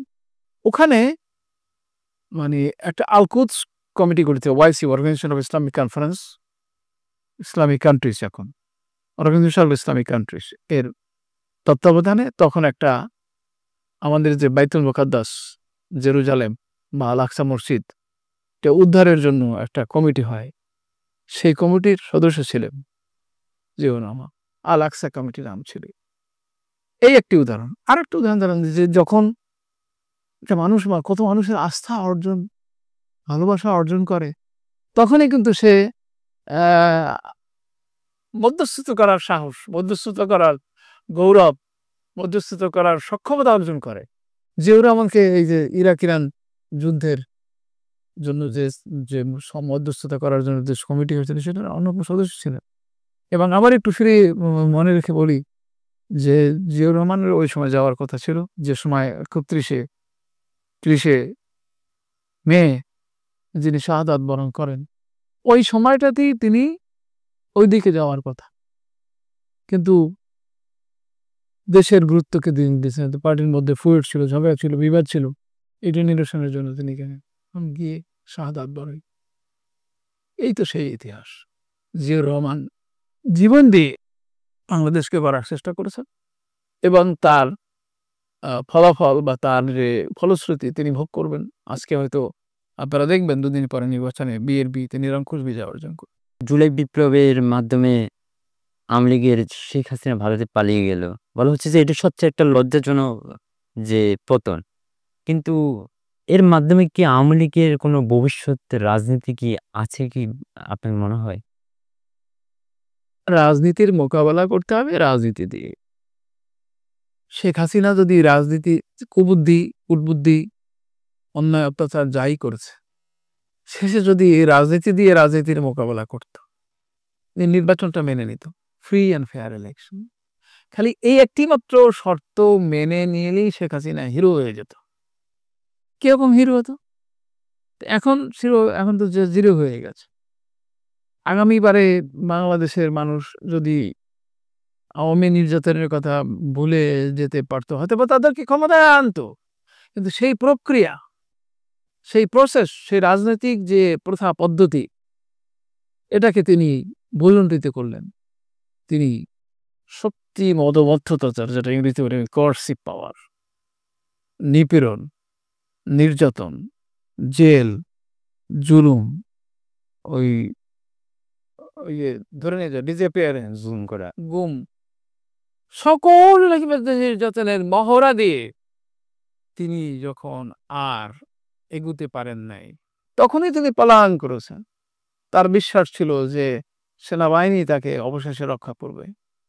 কিন্তু সেনাবাহিনী যখন দেখল প্রধানমন্ত্রীর কার্যালয় অভিমুখী লক্ষ লক্ষ জনতা অগ্রসর হচ্ছে, ওই কেন্দ্র করে প্রধানমন্ত্রীর বাসভবন, প্রধানমন্ত্রীর অফিসকে লক্ষ্য করে চারিদিক থেকে সাভার, উত্তরা, সদরঘাট, যাত্রাবাড়ি, গাবতলী,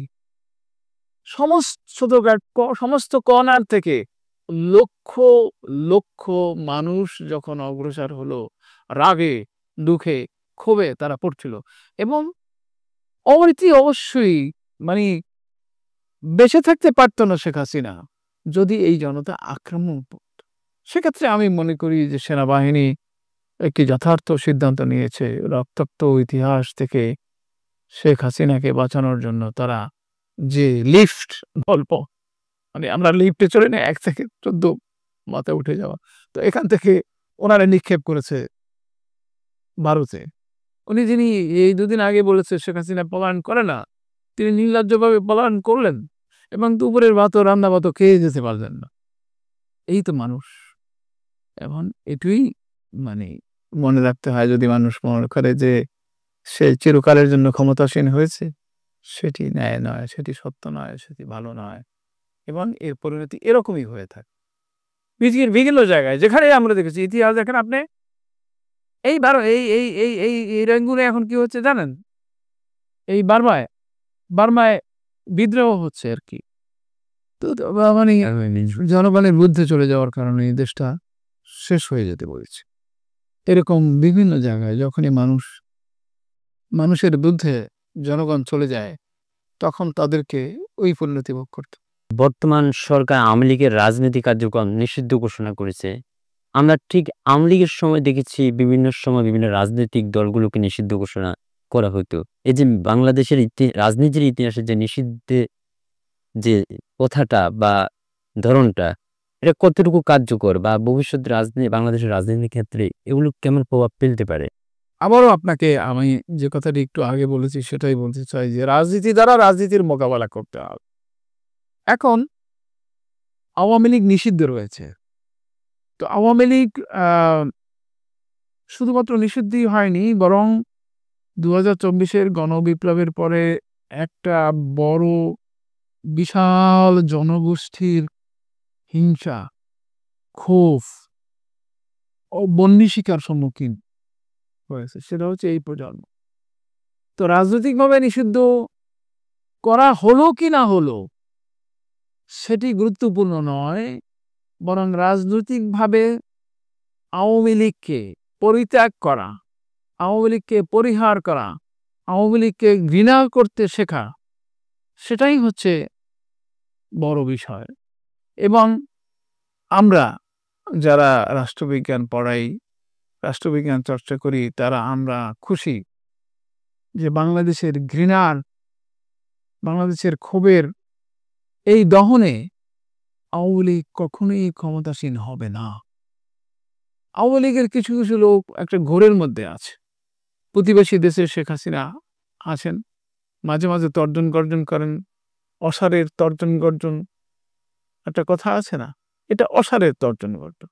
আপনারা নিশ্চিত থাকুন যে আওয়ামী লীগ আইনের মাধ্যমে নয়, জনগণের মাধ্যমে নয়, শক্তির কথা যদি বলেন শক্তির মাধ্যমেও নয়, কোনোভাবেই কোনো দিন এই বাংলাদেশে ক্ষমতাসীন হবে না।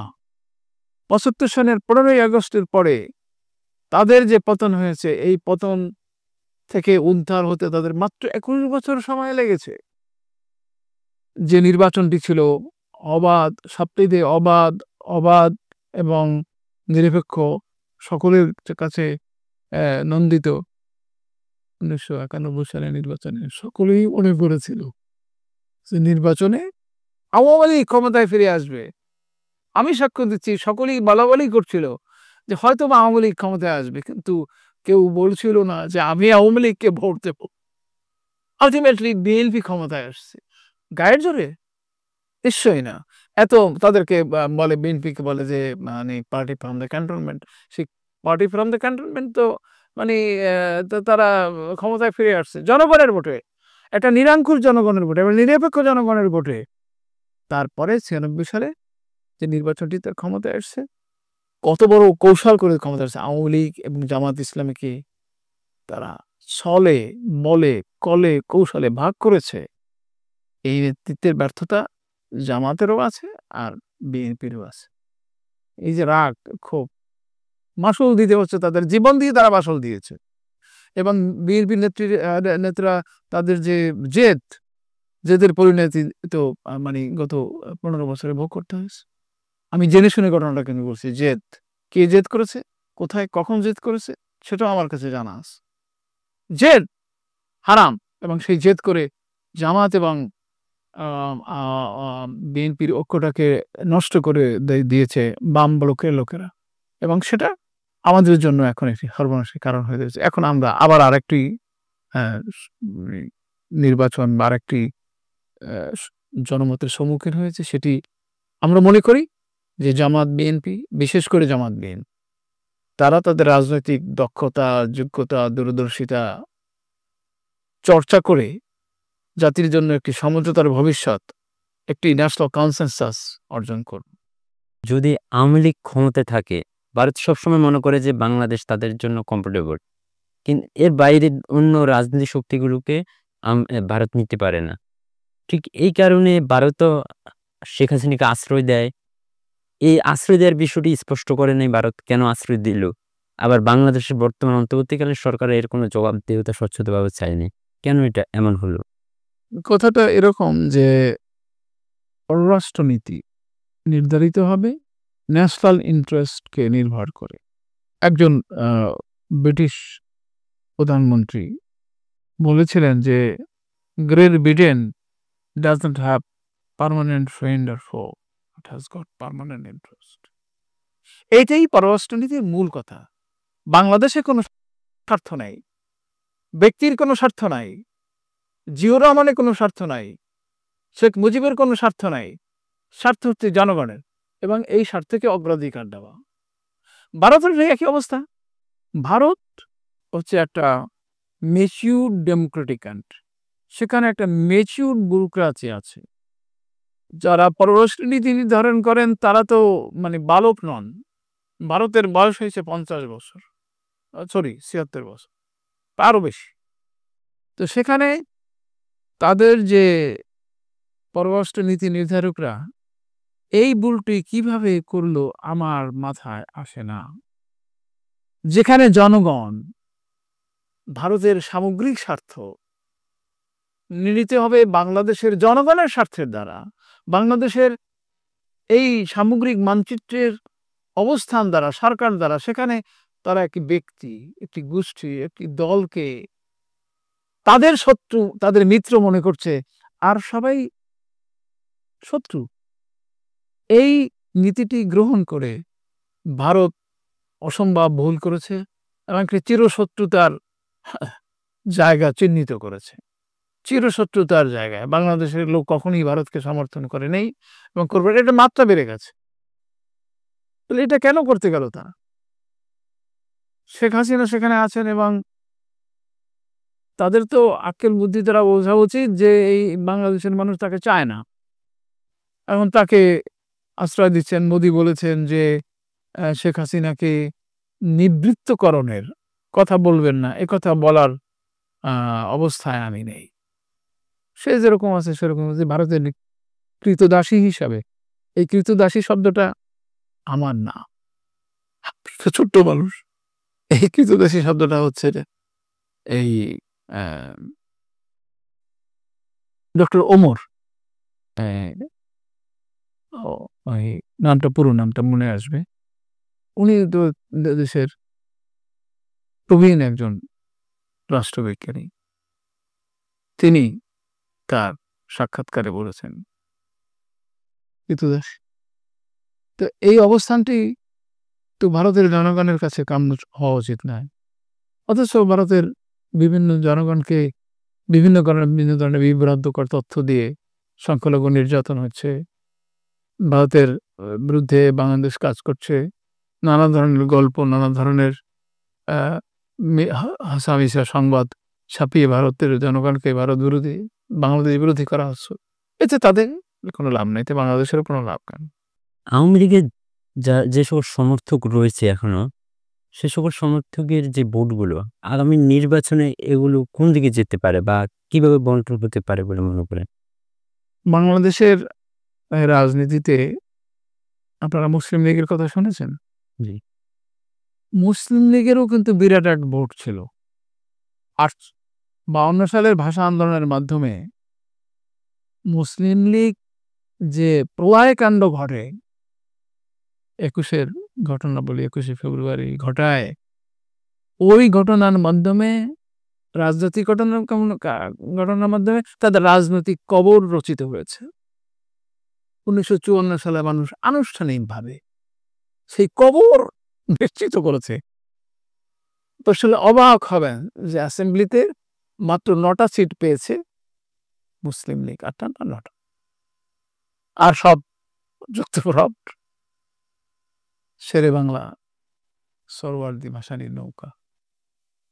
এটাই প্রমাণ করে যে আগামী নির্বাচন বাংলাদেশের মানুষ রাজনৈতিকভাবে তাদেরকে কবর দেবে। অপভ্রংশ থাকলে এতে মুসলিম লীগের মতো মানে আমি আগামীতে দেখবেন যে আওয়ামী লীগের কাছাকাছি গিয়ে আওয়ামী লীগের নামে ধামে অথবা অন্য রূপে, অন্য অবয়বে তারা ফিরে আসার চেষ্টা করবে। আওয়ামী লীগ হবে ধরেন 4টা কি 5টা, তো সেটা হোক।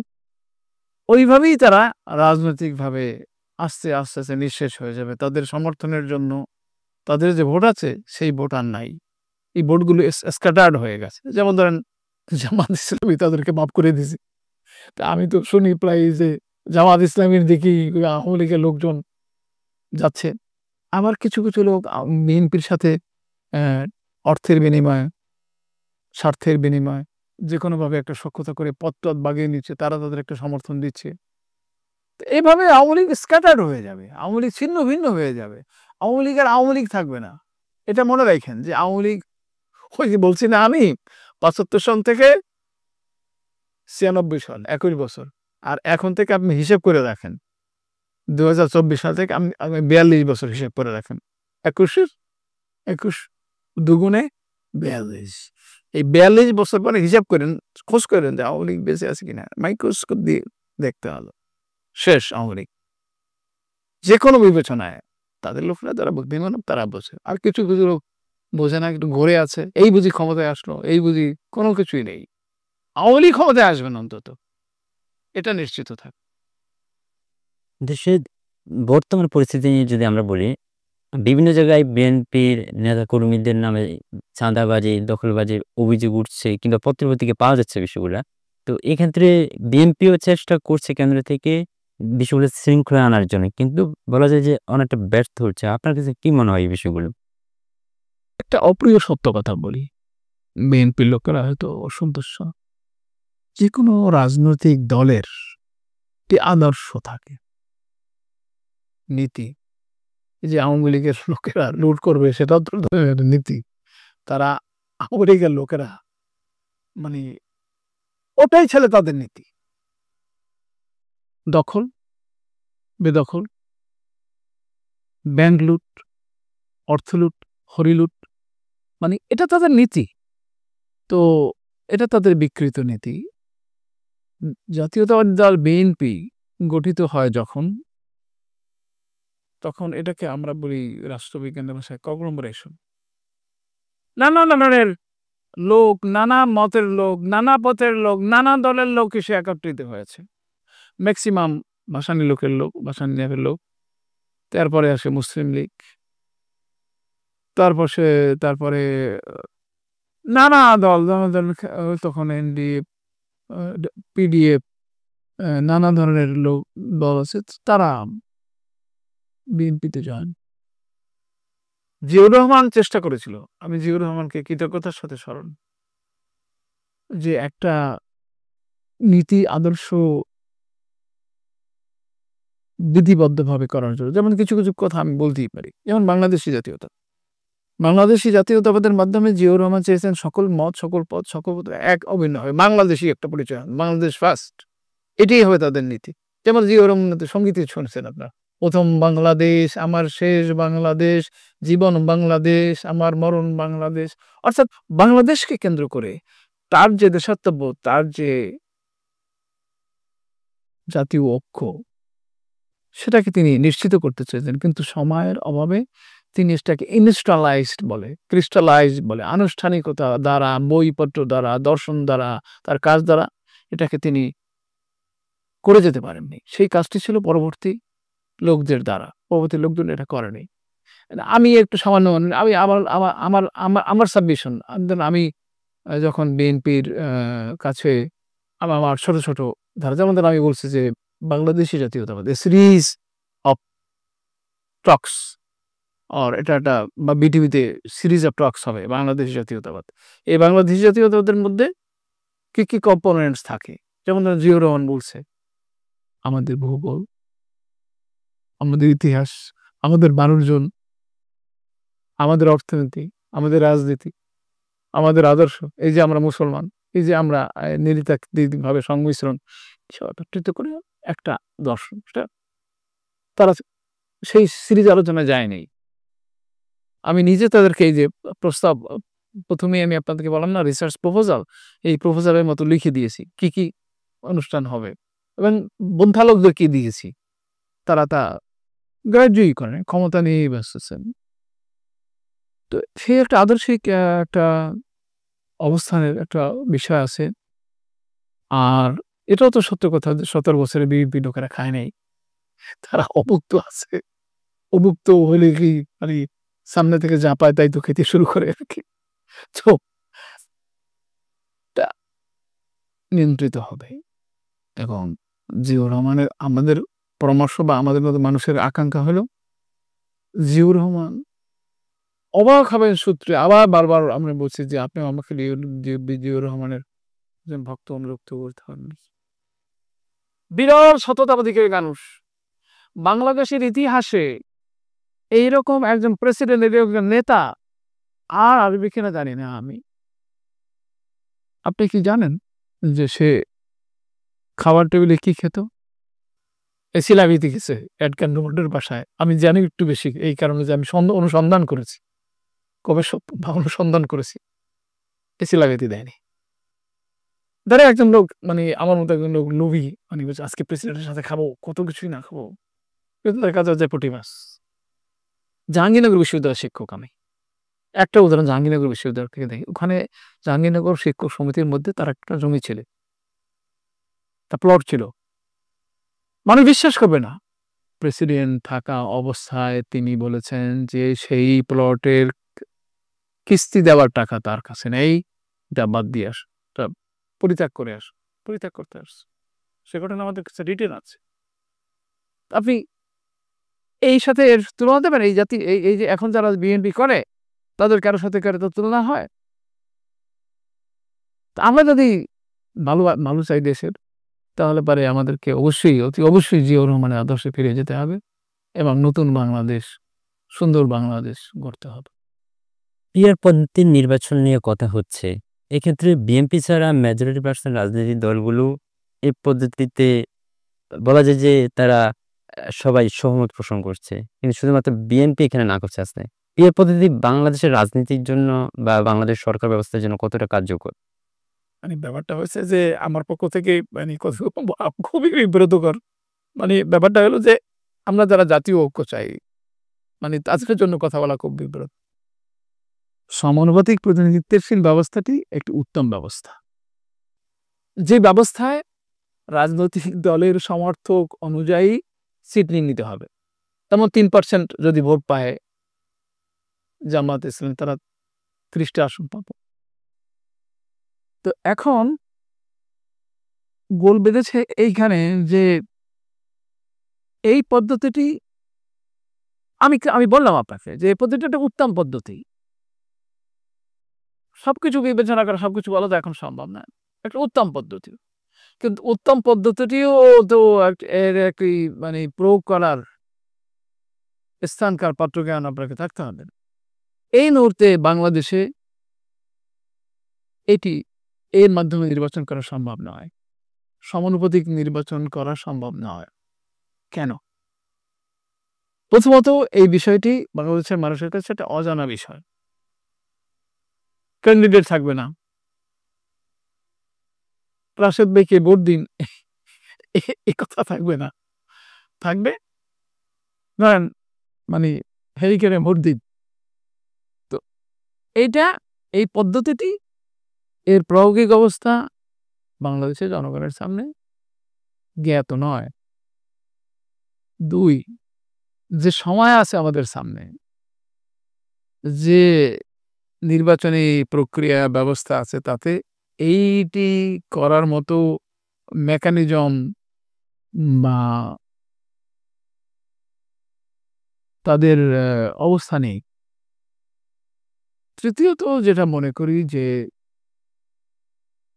এই যে আমি বললাম একটি উত্তম ব্যবস্থা, উত্তম ব্যবস্থার একটা অদম অবস্থাও সৃষ্টি হতে পারে, যেটা বিএনপি বারবার করে মানে সতর্ক করছে। এখন ধরেন আপনি হাইপোথেটিক্যালি ইলেকশন হচ্ছে, আওয়ামী লীগের সিম্বল আছে না, কারণে অকারণে বা কৌশল করে তারা একটা সিম্বল জোগাড় করলো, বললো যে হ্যাঁ ঠিক আছে, মানে এটা না, নৌকা না, ধরেন একটা কিছু তাদের প্রতীক। তখন যদি ভোট দিয়ে দেয় মানুষ, তাহলে অনেক সিট পেয়ে যাবে না? এরকম একটা অবস্থা। তো ওই যে আবার সেই গতকালকের সভার মানে উল্লেখ করছি যে সেখানে অধিকাংশ রাজনৈতিক নেতৃবৃন্দ উপস্থিত ছিলেন। তো আমরা লক্ষ্য করেছি খুব আনন্দের সাথে এবং খুব আস্থার সাথে যে এই বিরোধটিকে তারা তাদের স্ব রাজনৈতিক কৌশল বলে বর্ণনা করেছেন। যেমন আওয়ামী লীগ বলছে যে বিএনপি বলছে যে ভাই আমরা তো এর বাইরে যেতে পারি না, আমরা এখন যে যেটাকে আমাদের রাষ্ট্রবিজ্ঞানের ভাষায় ফার্স্ট ওই যে অঞ্চল বিশেষের যে অঞ্চল বিষয় অর্থাৎ জায়গা ওই ভাগ করে কনস্টিটিউয়েন্সি ভাগ করে যে এটাকে বলে first past the post, first past the post. তো এই ফার্স্ট পাস্ট দি পোস্ট এখন প্রয়োগিক না, এখন এই সময়ের জন্য সরি বললাম যে ব্যবস্থাটি এর বাইরে এর অতিক্রম করে এর বিপরীতে কোনো কিছু করা এখন আমাদের বিএনপির পক্ষে বা নির্বাচন কমিশনের পক্ষে সম্ভব না। তবে আমি এটা মনে নিজে একটা সালিসি বা একটা মধ্যস্থতা করে ভেবে রেখেছি, সেটি আমি পত্রিকায়ও লিখবে যে নীতিগত। আপনারা লক্ষ্য করেছেন যে বাংলাদেশের যে উচ্চ পরিষদ হবে, সেই উচ্চ পরিষদ কিন্তু এই সংখ্যা আনুপাত্যের ভিত্তিতে নির্ণীত হবে। এটা একটা বিরাট অগ্রগতি, বিএনপি মেনে নিয়েছে।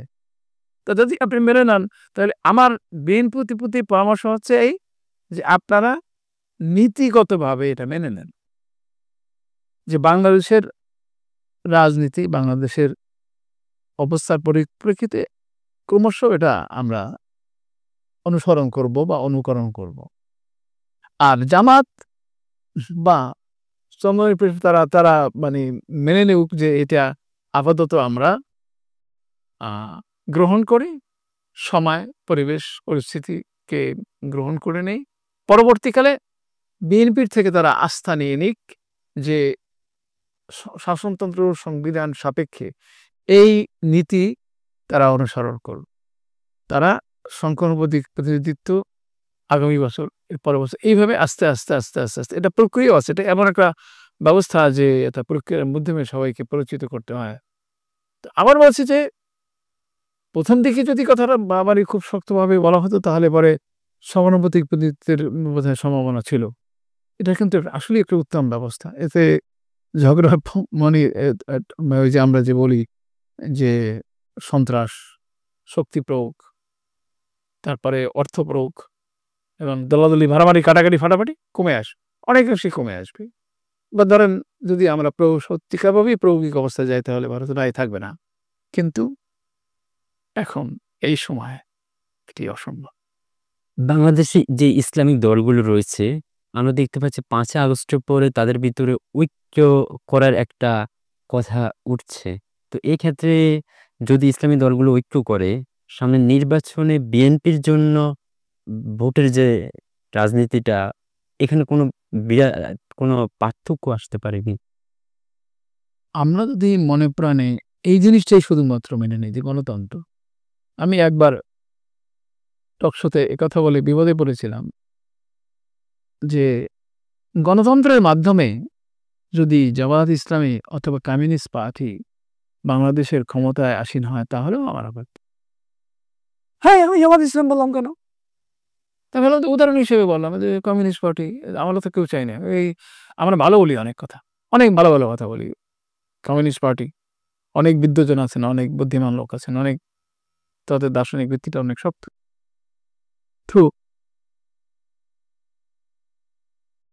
সমস্ত ইসলামী রাজনৈতিক দলগুলো যদি একত্র হয়, তারা যদি ক্ষমতার প্রতি চ্যালেঞ্জ হয়েও দাঁড়ায়, তাহলে পরে তো আপনার ক্রিয়া প্রতিক্রিয়া দেখানোর দরকার নেই। যদি আপনি গণতন্ত্রে বিশ্বাস করেন, আপনি ভোটে যান, তাদের প্রতীক দাঁড়িপাল্লা অথবা কি হাত পাখা, সেখানে যদি লোকজন ভোট দেয় এবং তারা যদি ক্ষমতায় চলে যায়, অসুবিধা কি? আপনি গণতান্ত্রিক চর্চার মাধ্যমে তারা চলে গেল, আপনি তাদের নিন্দা করবেন, আপনি তাদেরকে কেন ভোট দেওয়া যাবে না বলবেন। এরপরে যদি লোকজন ভোট দেয়, তাহলে পরে আপনারা, অথবা তারা যদি বিরোধী দলে থাকে, অসুবিধা কি? এটা শক্তিশালী বিরোধী দল বাংলাদেশে থাকা, এখন তো অলমোস্ট খোলা মাঠে গোল দেবে বিএনপি, নিরঙ্কুশ বিজয় লাভ করবে তারা। তো এই খোলা মাঠের বিপরীতে, আওয়ামী লীগের বিপরীতে একটি রাজনৈতিক দল দাঁড়াতে হবে, একটি রাজনৈতিক প্রক্রিয়া করতে হবে আমাদের নিজেদের স্বার্থে, আমাদের গণতন্ত্রের স্বার্থে, বিরোধী দলকে তো বলা হয় মানে মানে সেই রয়্যাল রাজকীয় বিরোধী দল, অর্থাৎ রাজার অনুবন্ধ সরকারের বিরোধী দলও হয়, সরকারি দল হয়। কিন্তু আমাদের দেশে বিরোধী দলকে শত্রুর মতো জ্ঞান করা হয়। ঠিক না? এটা পরিপূরক। আপনার নাই তো আরেকজন আছে, আরেকজন আছে তো আরেকজন আছে। এইভাবে এই যে বলা যায় না, ভারতের একের পরে একে উঠবে যাবে, ভারতের সিংহাসন খালি নেই যাবে। আজকে বাংলাদেশের সিংহাসনে শেখ হাসিনা অধিষ্ঠিত ছিল, কালকে খালেদা জিয়া হবে। খালেদা জিয়া না হলে ধরেন পরবর্তীকালে ওই ডাক্তার শফিক রহমান হবেন জামাতের প্রধান। এই ক্ষমতায় এলে অসুবিধা তো নাই। যদি আছে একটা, যদি একটা গণতন্ত্রে বিশ্বাস না করে, আর যদি গণতন্ত্রে বিশ্বাস করার নামে শেখ হাসিনার মতো পিটিয়ে নিতে চান, দখলদারিত্বের মাধ্যমে নিতে চান, শক্তি প্রয়োগের মাধ্যমে নিতে চান, সেখানে তার গণতন্ত্রের উপস্থিতি থাকে না। আমরা সাধারণ আম জনতা বাংলাদেশে একটি আম গণতন্ত্র দেখতে চাই, যেখানে সকলে মিলে গণতন্ত্রের চর্চা করবে, যে যাকে ভোট দেবে দিক, অসুবিধা নেই, কিন্তু তারপরে ফলাফলটা সবাই মেনে নেবে। নিরঙ্কুশ আনুগত্য থাকবে গণতন্ত্রের প্রতি, নিরঙ্কুশ আনুগত্য থাকবে জনগণের রায়ের প্রতি। যদি তাই থাকে তাহলে পরে বিরোধ, বিভেদ, দ্বন্দ্ব, সংঘর্ষের কোনো অবকাশ নেই। আমাদের সুন্দর বাংলাদেশ, শান্তির বাংলাদেশ অবশ্যই অর্জিত হবে। বর্তমান যে অন্তর্বর্তীকালীন সরকার রয়েছে, তাদের যখন সরকারটা গঠন করা হলো, ঠিক তারপরে সংস্কার নাকি নির্বাচন, এই নিয়ে কথা হলো। তো এই ক্ষেত্রে বর্তমান সরকার কতটুকু সংস্কার করেছে, নাকি আরো করা প্রয়োজন ছিল? ব্যাপারটা হলো যে মানে বর্তমান সরকারের কৃতিত্ব এবং অকৃতিত্ব একটা শব্দের মধ্যেই আমরা নির্ণয় করতে চাই, সেটা হচ্ছে জাতীয় ঐক্য প্রশ্নে। অর্থাৎ যে সমস্ত সংস্কার অসম্ভব মৌলিক, যেমন সংবিধান সংস্কার, যেমন বিচারবিধি সংস্কার,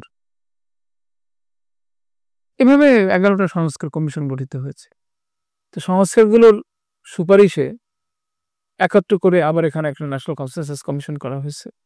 এই ন্যাশনাল কনসেনসাস কমিশন সমস্ত রাজনৈতিক দলগুলোর সাথে ক্রমে ক্রমে সবার সাথে প্রথম, দ্বিতীয়, তৃতীয়, চতুর্থ এইভাবে ধাপে ধাপে কথা বলছে। এটা হচ্ছে অ্যাচিভমেন্ট, যে তারা জাতীয় ঐক্য অর্জনের জন্য, জাতীয় মৌলিক সংস্কার সাধনের জন্য কি কি বিষয় তারা নির্ণয় করে, সেটা হয়েছে। এটি তো তারা অর্জন। আর বর্জন বা ব্যর্থতা হলো এই যে তারা যে প্রথম দিকে যে জাতীয় ঐক্যের যে পরিবেশটি ছিল, সেই জাতীয় ঐক্যের পরিবেশ এখন আর নেই। একটু বিভেদ, একটু দ্বন্দ্ব, একটু বিতর্ক সৃষ্টি হয়েছে, এবং সেটি নিরসনে যদি তারা সফল হন, তাহলেই পরে আমি তাদেরকে সফল বলবো। স্যার, আপনাকে অসংখ্য ধন্যবাদ জানাচ্ছি আজকে আমাদেরকে অনুষ্ঠানের সময় দেওয়ার জন্য। আপনাকেও অনেক ধন্যবাদ জানাচ্ছি। প্রিয় দর্শক, কথা বলছিলাম বাংলাদেশের সমসাময়িক রাজনৈতিক বিভিন্ন বিষয় নিয়ে মেটানুজ নিবেদিত আইনিউজ বিডির বিশেষ অনুষ্ঠান আই এক্সক্লুসিভে। এতক্ষণ আমাদেরকে সময় দেওয়ার জন্য আপনাদের অসংখ্য ধন্যবাদ জানাচ্ছি।